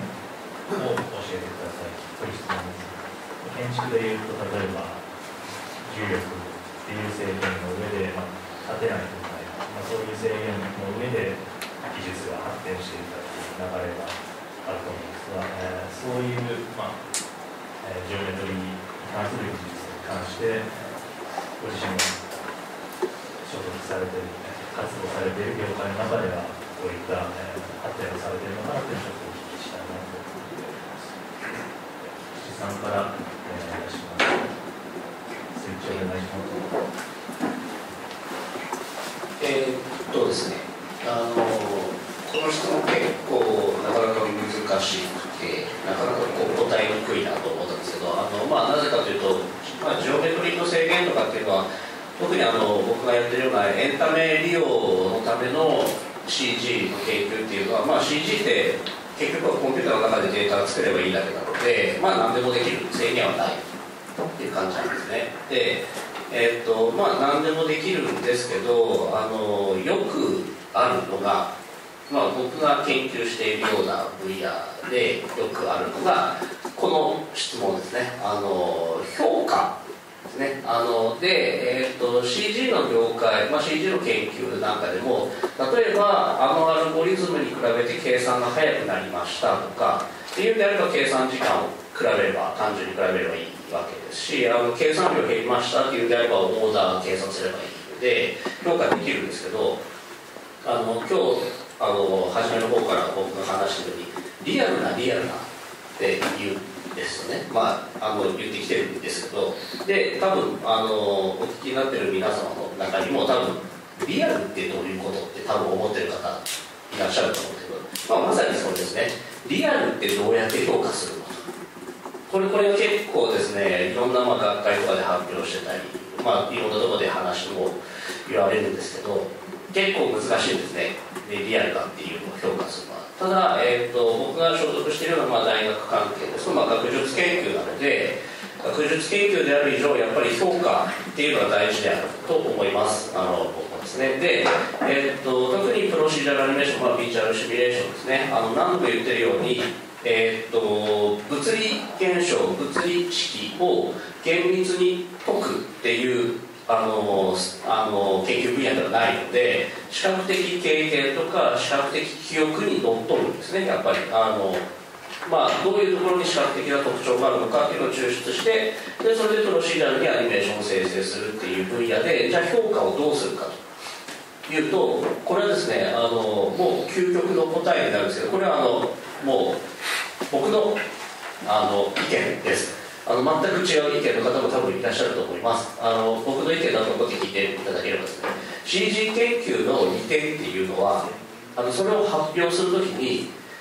成果映像を直接皆さんにこうやって見せることができるんですね。でこのシミュレーション手法で生成した映像はこれになりますって言ってドーンと見せることができます。なので例えばこの場に持ってこれないものを研究したときに、例えばですね、よくやられるのはユーザーテストでどういう感想が選べたかとか、SD 法でどうだったかとかっていう分析するような研究なんかもあると思うんですけど、完成評価とかするような研究ですね、あると思うんですけど、そういうのは一切関係ないんですね。CG 研究はもう見せればいいので、見てどうですか、リアルに見えましたかというのをもう直接問いかけられるので、なので評価は、僕の場合は評価は見たあなたが評価してくださいというのが究極の評価だと思います。でリアルに見えなかったならあなたにとってこの研究は失敗ですということですね。でなんですけど、あんまりそういう喧嘩をすることを学会とかでいうと本当に喧嘩になるので言わないようにはしてるんですけど、暗にそうだと思ってます、僕はですね。で、なので研究のこれプレゼンの仕方なんですけど、今度はですね、曖昧な記憶をできる限り排除して見ている人にリアルだと思わせれば勝ちだと思っているので、こう見せるにはじゃあどうしたらいいかということで、もうそれはですね、実写と比べるのが一番なんですね。で最近、さっきの雲の積乱雲のシミュレーションの時も実写とシミュレーション結果並べて表示してましたけど、そういう表示の仕方をします。うちの研究室でこれ、今年の4年生が研究したラバーレイクっていう、溶岩湖ですね。でこっちが CG でこっちが実写なんですけど、こういうふうに並べて見せてあげて、どうですかと、リアルでしょというように、できるだけこういう実写のサンプル映像と並べて表示するということですね。で、なかなか実写の、素材今 YouTube とかいろいろあるので拾えるんですけど、拾えないようなやつは本当にこれはですね、海の、海底で舞い上がる砂ですねの舞い上がり方を研究した研究例なんですけど、これはですねこの研究そもそも何でやろうかなと思いついたかというと、これ2,3 年前ですかね、沖縄の方で発見された新種のフグらしいんですね。新しいなんか偶然発見されたフグで、アマミなんとかフグとか、これですね、アマミ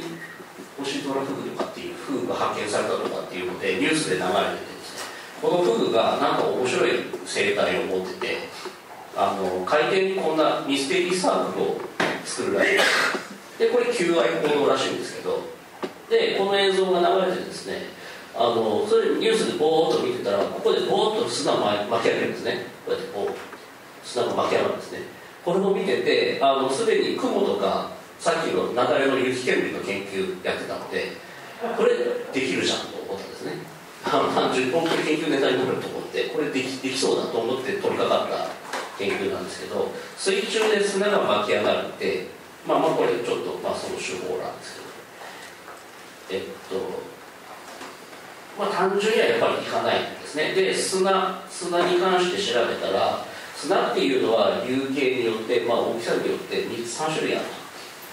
とで3種類あるんだと多分舞い上がり方違うだろうなということで、この研究でまずやったのは水槽とこの3種類の砂を買ってきてですね、研究室で水を張って、で砂と舞い上がるのかなっていうので、このペットボトルにも水を入れてですね、重さをつけて、でこのペットボトルで砂を叩くっていう実験を撮影したんですね。でこれを参照映像として、今まで研究してきたこの舞い上がるこういう、パーティクルが舞い上がるっていう手法を応用してですね、パラメータ探しました。これもトライアンドエラーで探すんですけど、でいろいろちょっと微調整しつつ3種類のこの砂の、パラメータの組み合わせですねを探してですね、で、こういうふうにできます。でじゃあこれをそれぞれ 3種類別々にシミュレーションして、で本来はですね一発シミュレーションでできればいいんですけど面倒くさいんですね。一発シミュレーションをするとパラメータ複雑になりますし、でそれで3種類混ぜましょう、別々にシミュレーションしたやつを最終的に合成しましょうっていう手法にしました。これは本来はですね多分それぞれの相互干渉があるのでしっかり計算しなきゃいけないんですけど、それははしょりました。もう面倒くさいんでということですね。でこんな感じでできますっていう、これシミュレーション例なんですけど、でこれわざわざ、なんでそういうことをしたかというと、海底では海底でどういうふうに実際に砂が巻き上がるかなんていうのは実写撮れないので、なかなか参照映像もなかったので、その前に水槽を買ってきて水張って砂叩いて実験しましたよっていうのをこれあるんでアピールしてるんですね。でリアルでしょというのを説得材料としてやってます。はい。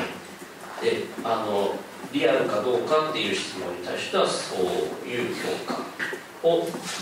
えてます。でそれがジオメトリー、というかこの僕が研究している業界の制限であったり、なんていうかですね、独自のなんていうかリアルでどう評価するのみたいな話につながるところかなと思います。以上です。はい。宮城さんお願いいたします。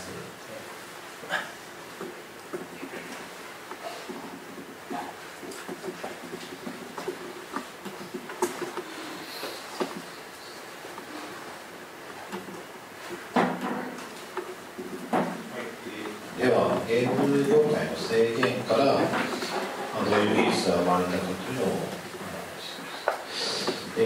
をよく言われるのはですね、リアルタイムかノンリアルタイムかというのはで、ゲームっていうのはですね、リアルタイムでインタラクティブで、あとキャラクターがボディを持ってるっていう制限があるんですね。で通常の人工知能っていうのはノンリアルでリアルタイム、別に僕らがリアルタイムって言ってるのは30分の1秒とか60分の1秒のレスポンスを確保しなきゃいけない。インタラクティブっていうのはプレイヤーとインタラクティブ、ボディっていうのはキャラクターっていうのはボディを持ってる、ね、通常の AI っていうのは例えばビッグラーニングですノンリアルタイム、例えば3分間でも30分間でも、3時間でも、計算できる場合がある。30分の1秒で解析したらほぼないですね。あとノンインタラクティブ、つまり一定の期間待って解析するとか全然インタラクティブ、あとボディはほとんどない、ロボット以外はほとんど持ってないので、ゲームっていうのはこのリアルタイムインタラクティブボディっていうものすごく強い制限があって、実は人工知能的にはそこまで深いことはできない。例えば将棋の AI みたいにずっと何十手先とかを考えるみたいなことはできないというのがで、そういう時にですね、地形の把握するのがリアルタイムでやらなきゃいけないで、そういう時にですね、通常はですね、ものすごい時間をかけて地形を把握して、例えば弓を持ってる兵士だったらここが一番いいなっていうのをもうたくさん解析して、やればどっかに見つかるわけなんですけど、ゲームの状況ってどんどん変化するのでそういうことできないんですね。でそこで生まれたのがこれ本当この3年ぐらいでゲーム業界が流行ってる技術なんですけど、1201検索システムっていう技術があります。これ何かっていうとリアルタイムに、キャラクターが立つ位置をキャラクター自身が見つけるっていうシステムなんですね。すごい単純な技術で、まずポイントをとりあえず地形のようにばらまきます。で、目的に合わない条件を指定してどんどん削除していくんですね。で、最後に残った点を評価値で残す。例えば今弓兵がですね、こういう状況にあったとします。で、ここはですね、野原でこのキャラクターがいて、敵がここにいて、味方がいます。で、まずですね、ポイントをばらまくんですね。で、ばらまいて、これ例えば5メートル置きだったり1メートル置きだし、ゲームデザイナーが指定する。これリアルタイムにばらまく。で、いらないポイントを例えば足場の悪い手を除きます。で、敵の近くに行くと倒されちゃうので除きます。で、最後7つのポイントが残っている中で一番高くてプレイ的に近いポイントを残すと、1.5 ポイント。こういうふうに、自分の最適な位置を見つけるシステムを、戦略位置検索システムと呼ぶわけです。で、例えばこういう状況でもポイントをばらまいていらない点をどんどん残していくと最後このいいポイントが、見つかるみたいな、そういうことを、いろんな場合にですね、いろんな状況でやっていくということが、実は今流行ってたりというか、そういうことができるとですね、先ほどのパスでも出てきて、例えば、今その一番目的地自身をAI が決めることができるんですね。でそれ以前はその計算速度とかいろんな制限があって、要するにゲームデザイナーが最初から3点指定しておいて、でその中で一番いいポイントを見つけましょうみたいな、そういう、固定的な考えですね。ところが人工知能になると、こういうふうにですね、ポイントをばらまいて、ここいいじゃんっていうポイントをですね、自分で見つけ出すんですね。これだったらこのプレイヤーがいるので、この崖のこっち側は安全なんで、ここに行けばいいじゃんって。ただこいつをやっつけたいので、この白いポイントが一番いいかなとかですね。そういうふうにですね、動的にポイントをばらまいて評価することによってダイナミックに自分の行くべき場所を見つけるというのは、今デファクトスタンダードみたいな技術になってたりします。でこれとですね、もう一個ゴールデンパスって考えがあってですね、例えばこういうダンジョンの中だと、ゲーム的にですね、プレイヤーが脱出するポイントみたいなのが決まってるわけですね。でそこでさっきのナビゲーションメッシュを使ってプレイヤーと出口の間をパス検索したパスのことをゴールデンパス、これが、プレイヤーの予測経路になるわけですね。予測経路ができたら何が嬉しいかと言いますと、ここでさっきの戦術位置解析っていう技術を、このゴールデンパスに沿って点をばらまくんですね。でここからいらない点をたくさんどんどん覗いていくとですね、例えば味方のプレイヤーが今プレイヤーポイントしたらこのポイントでどこかに立っていますね。あたかもプレイヤーを援護して前に進んでいるような地形認識っていうのをすることができるんですね。例えば、今回はこのゴールデンパスがこうだからプレイヤーからせめて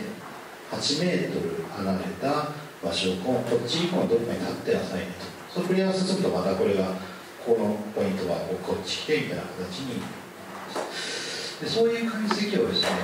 ずっとしておくとどういうことができるかっていうのとプレイヤーが進んでいきます。そうするとこの位置解析によってですねこの仲間のキャラクターっていうのをですねどんどん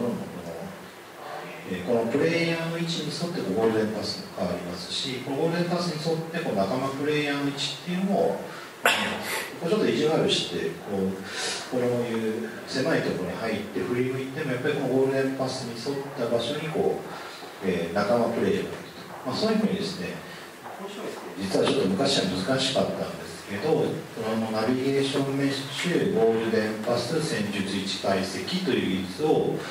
組み合わせることによってですね地形に沿ったキャラクターの思考っていうのをできるようになってますというこことがあります。でこういうことを組み合わせますと、2体でも3体でもこうあれですね、仲間をこう配置することによって仲間っていうのは実はゲームで一番難しくて、なぜかっていうとプレイヤーっていうのは敵をですね見る前に手榴弾を投げて殺しちゃったりですね、ものすごいこうなんていうんですかね、敵対視で味方はですねちょっとでもミスをするとってプレイヤーで怒るんですね、背中を預けてんだろお前何やってんだよみたいなことなので、すごい一番文句を言われるところで、そこをですねこう精緻な地形解析とかをすることによってこう見つけ出すみたいなところがあります。でこれが、戦術位置解析と呼ばれるんですね。でこういう地形解析っていうのはですね、実は最近のディープラーニング結構関連してて、ディープデューラーニングってちょっと前に入りました。で先ほど申しましたようにこう AI っていうのは2つありまして、記号で作る人工知能、シンボルで作る人工知能と記号主義型人工知能で、脳の回路を模した、電気回路でニューラルネット人工知能を作るっていうのはコネクショニズムっていうんですね。で囲碁のアルファ碁とかそういう意味です。でかつてですねこう、最初にその、アタリのゲームで、これはディープマインド社がやった研究ですけど、アタリのゲームってこうスクロールしないんですね、ゲームが今みたいに。なのでこの画面をですねこのニューラルネットを下に入れて出口をコントローラーにつなぐんですね。そうして先ほどのその格闘ゲームで見ていただいたあれはその経験からこう学習しましたよね。それと同じことをやるんですね。これ強化学習でやると、どんどん強くなっていくと。なのでこの画面をひたすらこう入力に入れて、4フレームごと書いてるんですけど、コントローラーにつないで点数が高い方がいいですよという誘導をすると、自然にうまい構築。つまり、このニューラルネットはこの下からこうゲーム画面をそのまま入れるんですね、画素として。という画面を認識してゲームプレイをしているっていう、簡単なゲームでは、そういうことができる。ただ3次元ゲームではちょっと難しいんですけど、でディープアルファ碁っていうのは、それを5番にしたんですね。この一番下のところのこの、5番の白と黒の模様なんですね。白と黒の模様をニューラルネット一番下に入れて、でここがいいですよ 80%、 ここがいいですよ 5%、 ここがいいですよ 10% みたいな、確率分布を出すというニューラルネットと、囲碁の模様を見たときに、これは白にとって何点ですよっていうディープラーニング用のニューラルネットがありまして、でかつてはですねこれを評価関数っていうシステムでやってたんですね。評価関数っていうのは、ここ何点ここ何点っていう感じで、それをこうニューラルネットに置き換えたっていうのがアルファ碁なんですけど、それはすごく単純に言ってしまうと、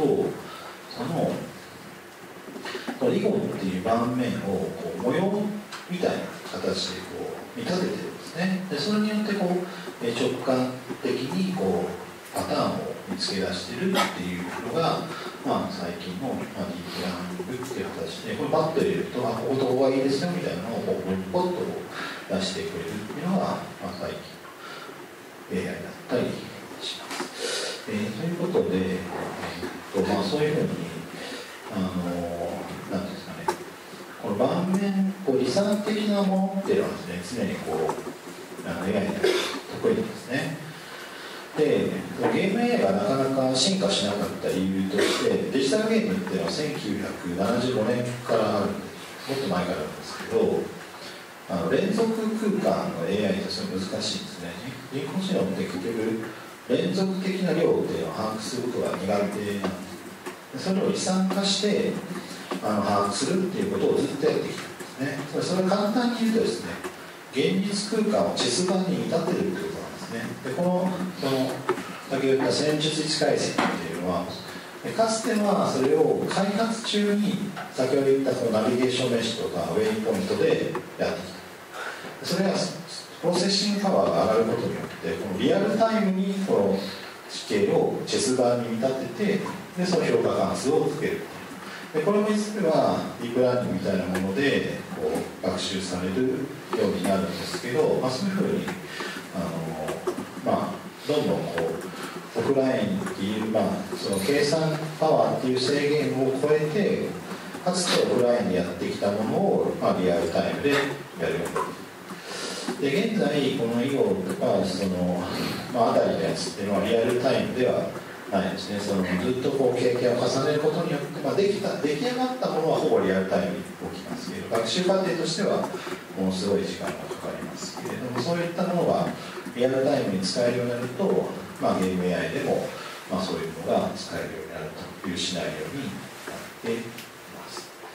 はい、以上です。ありがとうございます。させていただけたらと思うんですが、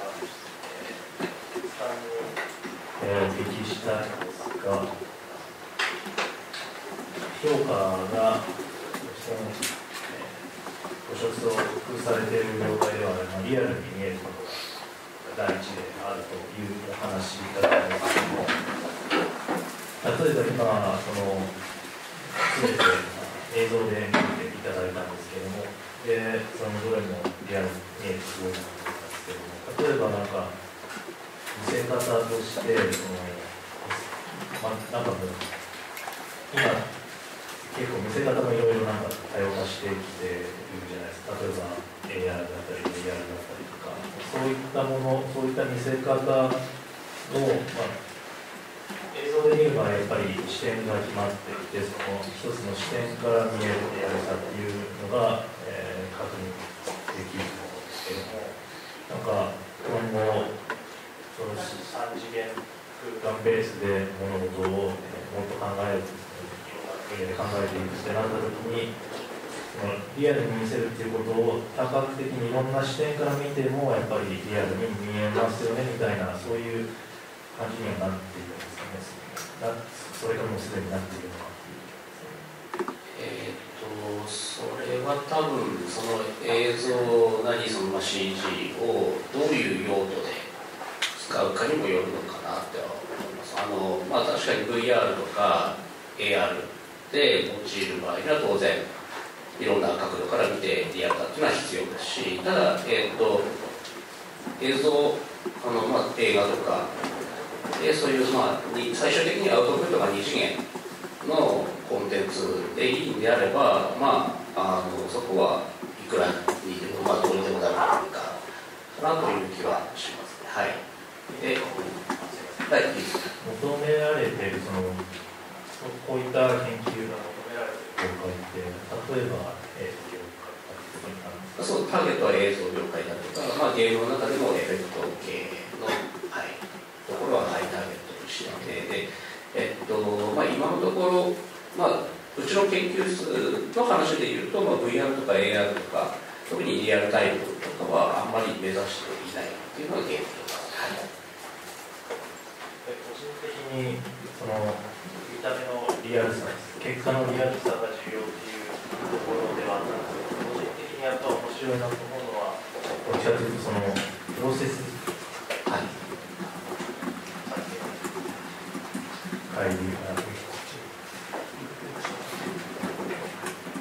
さっきの砂を巻き上げるシミュレーションであったりとか、そこのシミュレーションの過程ですね、そこら辺に個人的にすごく面白いを感じていまして、やっ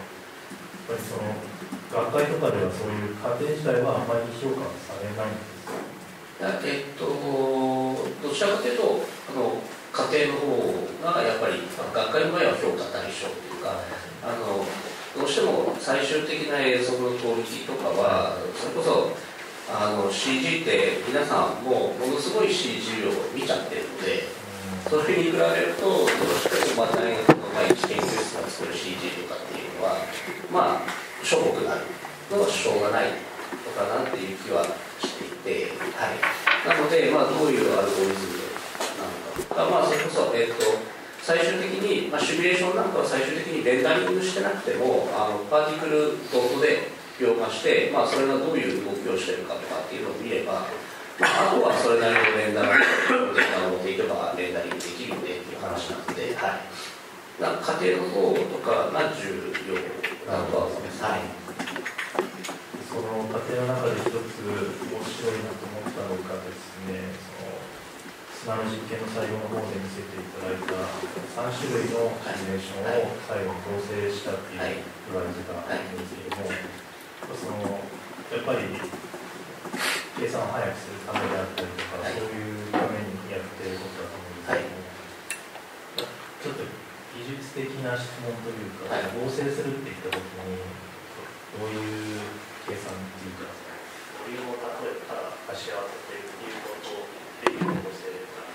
そうです。単純にモーションのデータは、それぞれ3種類あって、でそれを持っていたときに、このパーティクルにはこのボリュームを与える。で、やって書います。ただ、加算してないです。はい。そうする加算するだけではそうですね。先ほど最終的にどういう映像になるかっていうところをちょっとお見せしてください。ちょっと映りますかね。最終的にですね、3種類合わせると3種類が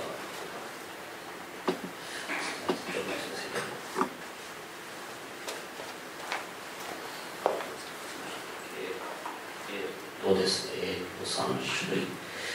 種類が多分分かりやすいのはここからの資料がここですね。ここでやっぱりそれぞれのボリュームが違うのが見える。だからこれが1種類になってしまうとすごくディテールが高くなるので、あえてこういうディテールを加えるために、3種類別々にやって最終的にもうちょっとするだけやってあげると、ディテールが増える映像としていう、メリットがあるかなと感じですね。ありがとうございます。三宅さんのお聞きしたいことなんですけれども、先ほどおっしゃっていた2種類の人工知能の部分で、本当に今のリアルタイムベースのゲームで使われている AI というのは、機能系っていうことなんですか、ルールベースの AI というイメージでよろしいですか。ルールベースでは言い過ぎなんです。ほぼ9割が記号主義型で、10% ぐらいがコネクションにするっていうタイプ。コネクションとかどういった場面ですか。コネクショニズムはロジック、要するに簡単に記号主義の方っていうのは、論理的なものだと。コネクショニズムの方は記号にならないんですね。例えば地形であるとか、波であるとか密度でありますとか、数値的な分布みたいなのがロジックになりませんので、使うと思うので、そういう直感的な複雑なものはニューラルネットコネクショニズムでやる。先ほど見せていただいたスマップみたいなものでそういったそうですね、私は大雑把に言うとコレクショニズムの方に入るという話になります。で、例えば一番分かりやすい例がですね、 AI が何体かの敵に囲まれたとします。例えば8体の敵に囲まれて、じゃあ誰を一番最初にやっつけるかというときに、ロジックで書くと3回書かないとですね、もし何とかだったらもし何とか、こういうのは例えば敵が増えるごとにロジックが1個増えてくる。2の40、50、60と増えていくと、書いてるプログラムは気持ちいいですけど、デバッグパラメータですね、2の60をデバッグしないといけないので、ほぼ地獄みたいな、基本的にデバッグできない。そういう時は、上手い人のプレイを取っておいて、ニューラルネットを学習させるんですね。そうすると、インプットが今の AI と敵との相対値で、アウトプットがどれをやっつけるかっていう、それで学習させて、ニューラルネットを使うっていうのは、シュプリームコマンダー2っていう、タイトルで採用されたりします。例えば複数の、属性キャラクターがいたとして、属性っていうキャラクターがいたとして、それぞれのキャラクター同士に相互になるとされる、例えば一つが大物、一つが追われるものっていうのになったときに、それがいわゆる知恵システムを追って追われてっていう手法の動きするみたいなのも記号の中に入ってそうですね、その明確にこう言葉で言えるようなことを大体ロジックでやってしまいますので、なんていうんですかね、直感的にしか捉えられない、映像、画像、音楽みたいなものはニューラルネットでやっている感じですね。ですからその地形認識とかも本来はそのニューラルネットが向いているところがあって、例えばさっきの模様をロジックで書いたとしても、ここはこう角張ってるからみたいなのを1個ロジック書いて、2個目はこう滑らかなロジック書いて、何個ロジック書けば終わるんだみたいな分野はその向いてないんですね、その地形解析みたいなところには。ですので、ニューラルネットだけじゃなくて自己組織化はいろんな方法があるんですけど、ざっくばらんに言うとそっちの数値的なものが、そのニューラルネットの中に向いてるっていう。でそれがアルファロが成功した理由で、かつてはこういう形になってたらこうみたいなロジックをいっぱい書いてるんですね、囲碁も将棋も。それをあると囲碁は最初にその模様として見るみたいな、その1個の画像としてみたいな発想でこうニューラルネットを入れて、それをずっと正しに解析してアウトプット出すみたいなところです。ただそれは囲碁が白と黒で真っ暗からできた。将棋になるとちょっとロジックなんですね。将棋っていうのは王様人気になるので、そういう方単純で、色にしても2の何乗かになっちゃうので、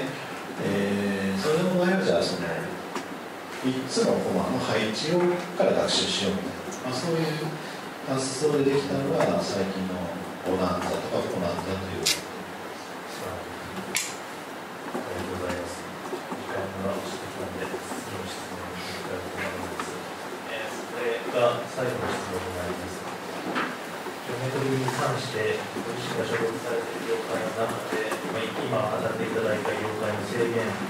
や常識に阻まれて進んでいないこと、あるいは自分が面白いと思ってやりたいと思っているようなことをぜひお知りください。では、菊池さんからでお願いします。いろんな業界的なその制限などに阻まれてっていうのは、CG に関しては本当に何度も言っているように多分ないですね。データさえ作れてしまえば何でも表現できますし、本当に CG のシミュレーションなんかでいうと重力は必ずしも 9.8 ではなくてもいいと、どんな数字入れても別に問題ないですね。それこそ、ドラゴンボールの孫悟空が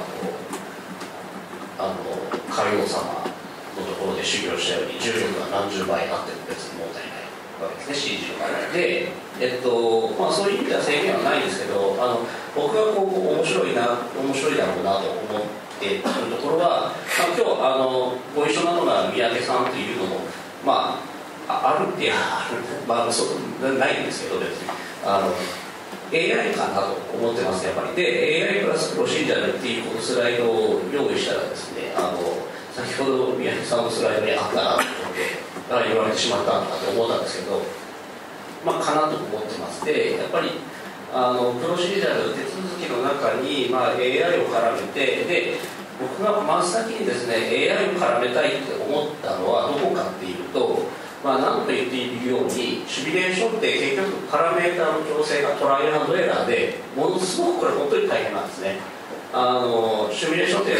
ものすごく計算時間もかかりますし、でその中で1回やってみて一晩走らせて次の日大学来てみたらダメだったのかっていうのがざらにあるので、そういうところをなくしたいできるだけ軽減したいっていうのがありまして、例えば積乱雲の場合だとどういうパラメータ入れるとリアルだって思ってくれるのかみたいなところを、AI で自動調整できないかなとかって、最初に単純にそういう感じで思ったというあたりですね。で例えば人が見てリアルだけど変だとかって感じるような、リアルだけど変だみたいな、その運動はリアルなんだけど最終的な形が変だとかっていうあたりで、その AI なんかを使えないかなとか、僕はAI で全然それこそ素人なのでこんなこと言ったら宮城さんに怒られるのかもしれません。そんなのがもうすでにできるとかって言われるのかもしれませんけど、そういうところを実装していきたいなと思ってます。で例えばですね、ちょっと今のスライドで最後に書いてあるんですけど、地形データ、先ほど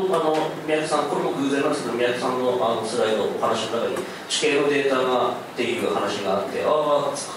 れまさにここで言ってるようなことだなと思ったんですけど、地形データに読み込んだらそこの地形に対して最適なお城のモデルを自動的に配置できないかなとかっていうのをちょっとまさに思っててですね、これ今年の4年生が卒検でやった研究で、これもちょっとこの後論文にしたいなと思ってるネタなので、今日この会場一歩でも出たら忘れてほしいんですけれどもですね、日本のこういうお城ですねをプロシージャルに作るっていう研究をしたんですね。で基本的にはボックスから全部ここにパラメータ出てるんですけど、こういうパラメータこのスライダーでビーって調整していくとビビビビビと自動的に組み上がるみたいなのを作ってですね、で、これこのノートだととんでもなく重いので動かないのでちょっと動かしませんけど、これ今たまたまタッチでこれをですね、このパターンをこのお城のパターンを組み合わせるとこういう一種の城郭的なものが作れるんですね。こうやってでこれを組み合わせて地形に配置してあげると本当にこのお城のモデルっていうのが作れて、でこういうのが作れると多分戦国ものの警備で使えるでしょみたいな話なんですけど、狙いはそこなんですけど、で、これちょっとこのノートだと動かないので実際に動いてるところをキャプチャーした映像があるのでそれをご覧いただきたいかなと思います。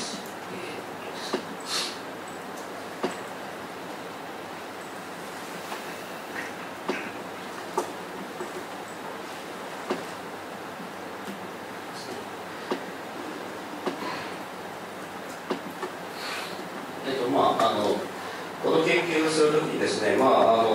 のお城で、それなりにパターンがありそうだからこれプロシージャルに作れるんじゃないみたいな。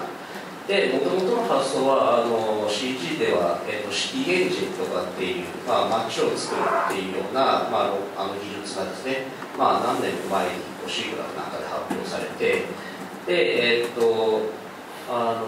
年のセデックですかねのフーディーニのセッションで、ポリポリピクチャーズの、方が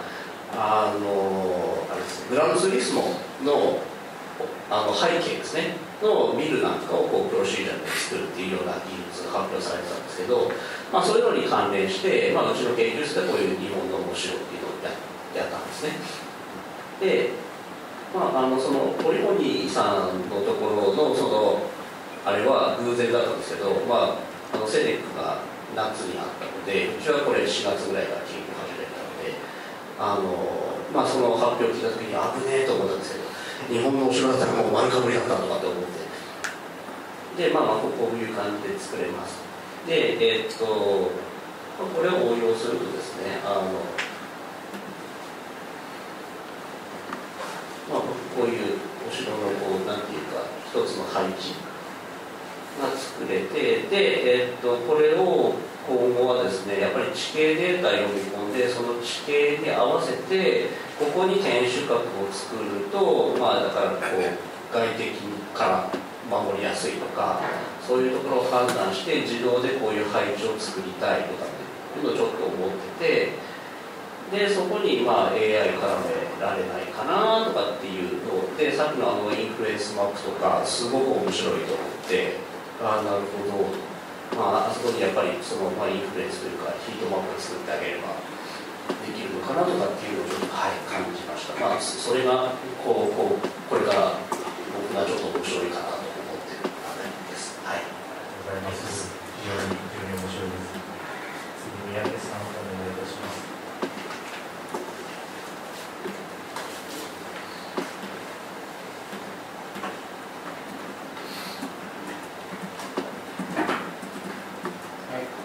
自分が面白いというかこれから進まないといけないなと思ってる方法っていうのはですね、ジ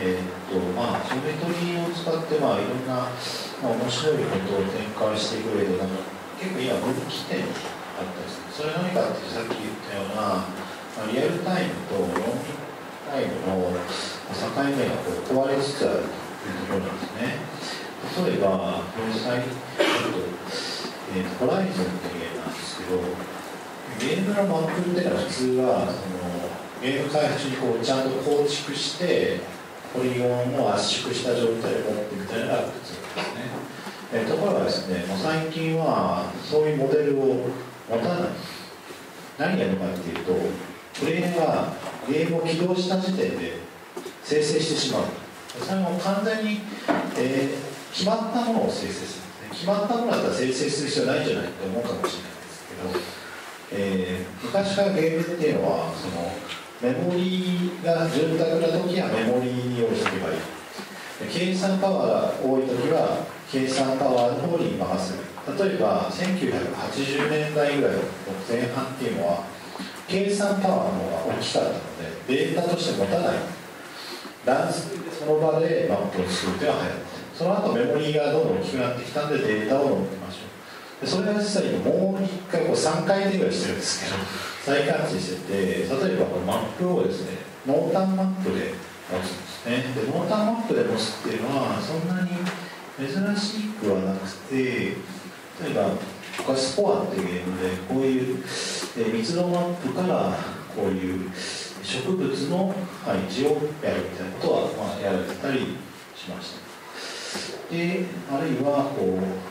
囲碁オンラインっていうゲームだと拡散凝縮シミュレーションみたいなものを走らせて、濃淡を作ってそこから整形をするみたいなのを開発中にやってたりしました。で最近のこれ新しいのはこいつを密度マップを持ってですね、こいつをシェーダーみたいな形で加算していきます。で加算していって、マップをですね、すいません、どうやったっけ、これいいのか、違う、すいません、加算していって最後にリアルタイムにを作っちゃうんですね。つまりマッププレイヤーのここにいるとですね、その周りをパタパタパタっとオブジェクトを置いていってしまうんですね。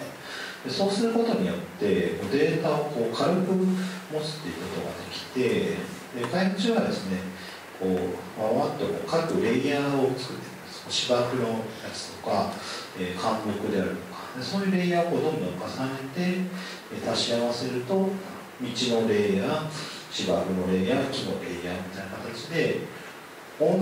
同じものができるんだけどその場で生成しちゃうっていうのがちょっと新しいやり方ですね。でこれやるとデータの管理がすごく比較楽になるので、よろしいということになって、こっちの方法じゃないかなと、自分は思うんですね。で、それができるとですね、さっきのナビゲーションメッシュもリアルタイムでいいじゃないと。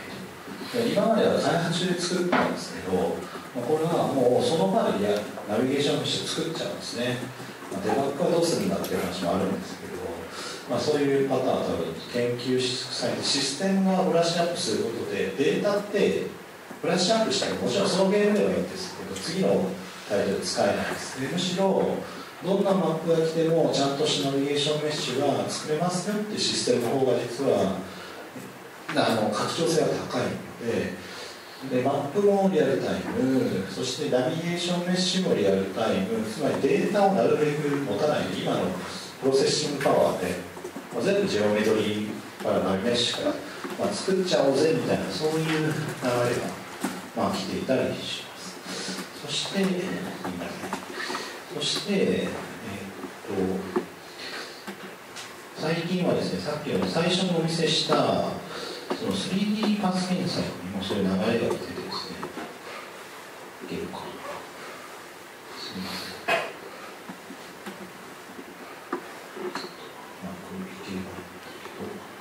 これは何やってるかっていうと、このハイトマップというこの 3D の右が本当のマップなんですね。このハイトマップをその場で自動的に作っていくっていうシステムなんですね。こういうハイトマップは本当に僕が僕らがですね、何年前10年前になる、10年前にやってた時はこう本当に計算機をフルに回してこうデータを必死になって作ってたんですけど、これもうリアルタイムでこの3次元地形をですね、そしてこのハイトマップを使うことによってキャラクターを動かすってことをします。でそうすることで基本的に大量の大きなデータをディスクに持たなくてよくて、マップを自動的に配置してナビゲーションメッシュを作って 3D のマップまで自動的に作ってですね、そうやってこうどんどんその、プレイヤーの例えばゲーム自身がすごく軽いシステム、あとすごく柔らかいシステム、データがあればあるほどゲームって重たくなるので、これもパス検索の例ですけど、こういう空中のさっきのハイトマップを使ってその空中のマップを作っているわけです。で最終的にどうなるかっていうと、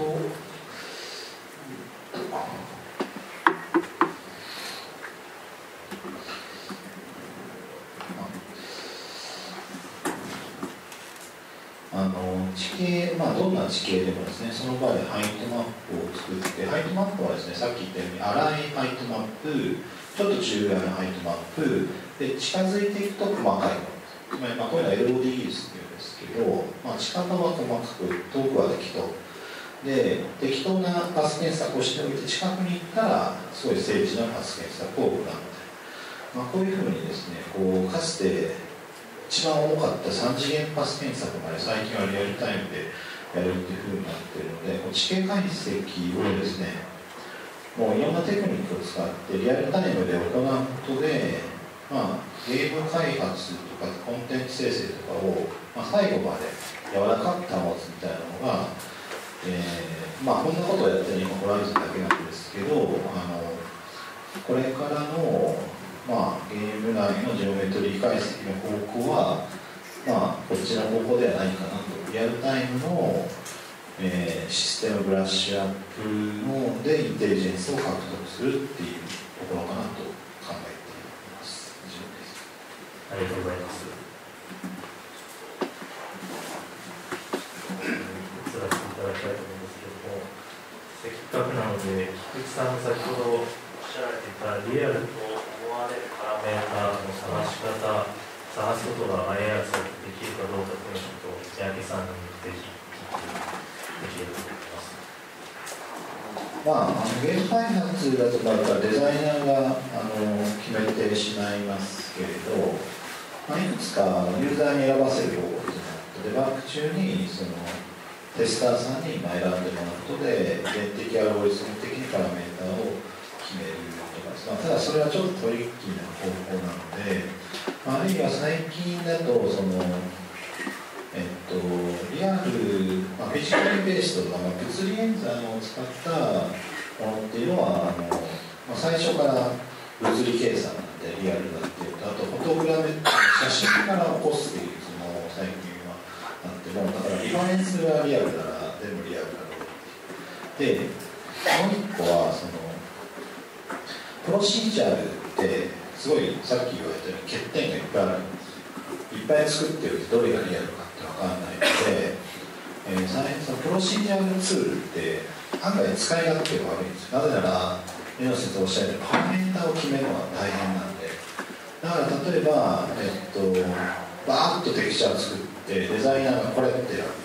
で、その選んだものからちょっとブラしたのをまたバーッと作るで、またデザイナー1個やるで、そこからまたちょっとずらしたのがどんどん分解度を上げていく形でデザイナーがリアルだと思う方向にプロシージャーが寄っていくみたいな、そういうインタラクティブプロシージャーなツールっていうのは最近ゲーム業界で導入されました。だから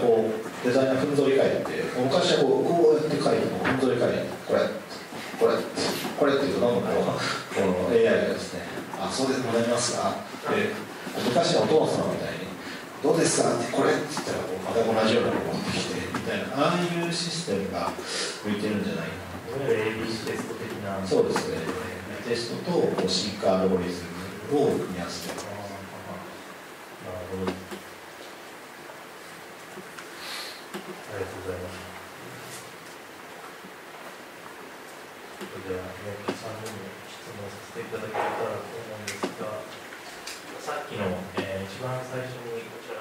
したものとちょっと似たような感じになっちゃうんですけれども、今後、ハイトマップとかでもうリアルタイムに地形 3D データから検出できるっていう話であれば、例えばもう周りの実空間をスキャンしたそばからナブメッシュ化するというか、ハイトマップ化するというか、そういうこともゆくゆくはできてくるっていうイメージなんですね。そうですね、そういうその実空間をセンシングしてジオメトリーマップを作るっていうのは、もちろんずっとやられてきたことであるんです。それがリアルタイム化する。で、その AI が現実空間に進出するためにはどうしてもそのジオメトリー上が必要なんですね。ところが人工知能は一番苦手なのは3次元空間の認識だ。でそこをさっき申し上げてましたように、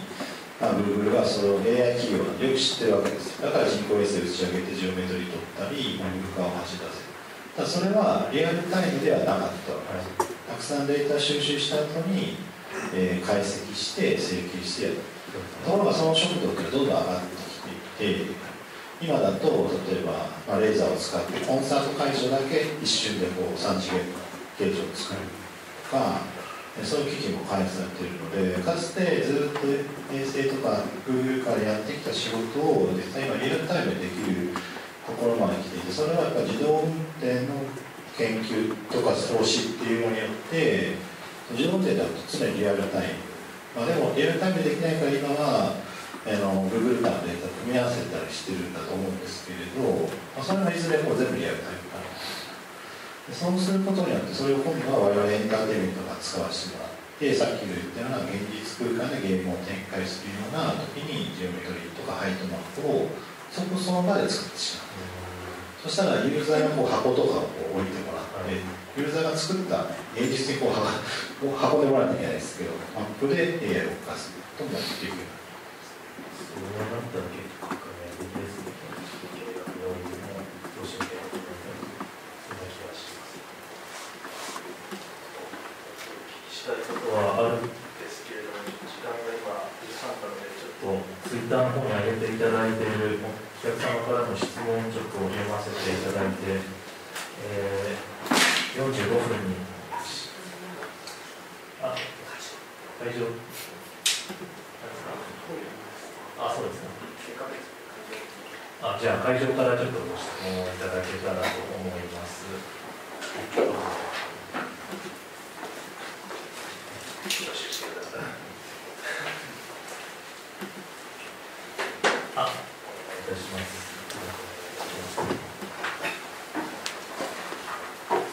ゼネコの設計がございますけれども、今日は大変面白い話が出ました。で、三宅さんにちょっとお聞きしたいんですけども、建築を設計する上で、やっぱりその建築空間の中でどう思うかとか、特にその美しさとかですね、その体験っていうものを、建築家は持つんですけども、例えば今後、その AI が発展していったときに、その建設計の AI 化っていうのを進めるんじゃないかと思うんですけども、その中で、そういう建築的な、その美観であったりとか、その空間的な体験の良さっていうものを AI が判断して、その自動生成するような、そういう方向に向かっていく可能性っていうのはあるんでしょうか。残念ながら今の AI では物事を体験することができないんですね。人工知能は今の段階でと物事の情報的側面を抽出してるだけなので、人間が持つような体験をできない。それなぜかっていうと AI が身体を持ってないからですよね。体験というのは身体的なものなので、そういったことができないので、人工知能は結局建築のデータとかそういうものを集めて、ちょっとこうイミテーションしてるみたいなところがある。唯一できるとしたら、その人間が体験している何かそのトラッキングであるとか、例えばどこに立ち止まるとか、そういうデータを集めることで、建築、人間、人工知能みたいな間にやっぱ人間を置かないと人間的体験っていうのは人工知能わからないですね。人間と同じように皮膚感覚を持ってるわけでもなければ、パースペクティブを持ってるわけでもないので、そこの体験を人工知能ベースでやるのは、IT がうんたらかんたとかいう問題以前に根本的な人工知能の問題として横たわっていて難しいかなと。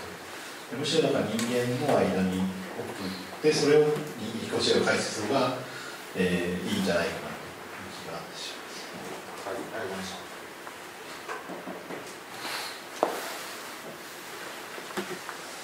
質問ございますでしょうか。せっかくなのでぜひ普段しているお話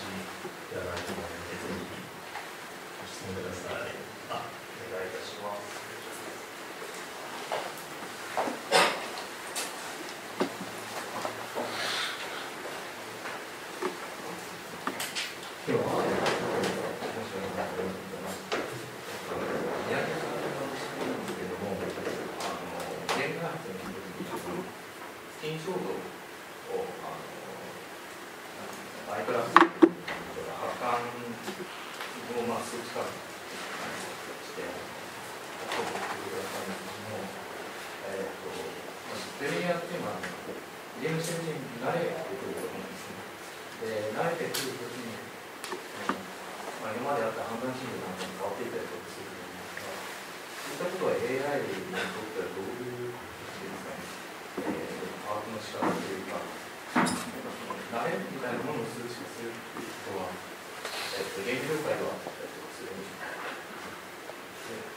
慣れそのもの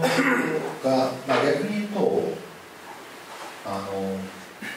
例えば固定マップ、固定キャラクター配置っていうのは多分僕らが子供の頃よくあったゲームで、角を曲がる前に誰がいるか分かるとか角を曲がる前に手榴弾投げて倒すみたいな見るので、そうしてるとどんどん飽きが早くてゲームの寿命ってどんどん短くなるので、ゲームをなるべくダイナミックにしたいっていう需要があったんですね。だからマップをジェネレーションしてキャラクター配置をやると、それによってキャラクターの慣れをなるべくさせないようにするというところがあるので、例えばさっきのレフト4デッドの例だと4人プレイなんで誰と組むかで実はキャラクターの出方が違ったりするんですね。でそれによって毎回オンラインゲーム自体でまず動的な、揺らぎがあって、その誰と組むか、どの武器を持っているか、どれぐらいの強さでさらに、モンスターが出るパターンが違って、でさらにそのもっと先では、マップが毎回違うので慣れっていうなるべく分散すると、なるべくゲームを、多様化すると同時にもう一個別の話があるんですけど、プレイヤーに合ったゲームレベルにしたりゲームのマップを作る。でかつてゲームっていうのは例えば300万も出たら300万回同じ体験をユーザーに届けていい体験を与えようっていうのがゲームだったんです。今実は逆転してて300万個で300万個違う体験をさせたい。で300万個違う体験を作るには人工知能が必要で、それなぜかっていうとプレイヤーの特性を理解した上で、だから単なるプロシージャーじゃなくてプレイヤーを理解した上でプロシージャーをやる。そうするとプレイヤーは俺だけのゲーム体験を YouTube に上げたくなるわけですね。すると300万回 YouTube に上げてくれるとプロモーション的にも助かるし、それがゲームが多様性を持っているっていうことが分かるので、ゲーム側がむしろユーザーに合わすことでゲームを多様化するというところで飽きをなくしているということ。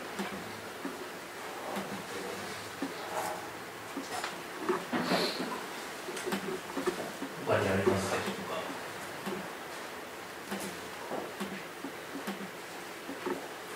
毎回ゲーム体験を新たにするという意味では最近知ったんですけども、PUBG ですかね、そう読み方よくわかんないですけど PUBG っていうゲームの噂を聞いてちょっと見てみたんですけども、それが YouTube で見てるのを見てると毎回だんだん内容としてはただの FPS ゲームですけど、キャラクター、時間制限とか時間が迫ってくるとどんどん動ける範囲が狭まってきて、毎回地形も違うから動き方、戦略がそれぞれ毎回変わってくるっていうようなものを見て、それだけ確かに毎回体験してるし、毎回面白いアクシデントみたいなのが起こってるなと思いました。例えばその地時間がないくてプレイヤーやった時は、水野先生が書いてるお城自動生成みたいなとかダンジョン自動生成を、ちょっと一本道にしてあげるとか、もう前プレイヤーだとすごい深いダンジョンを作ってあげるとか、そうすることでなんか俺のマップやたら小さかったんだけどみたいなとか、なんか通路曲がったらラスボスがいたんだけどみたいな。でも他のプレイヤーはいくら下に行ってもなんかラスボス出てこないんだけどさみたいな、そういうこう多様性を作るためにも、いったこうレベルジェネレーションみたいな技術がこれから必要とされる。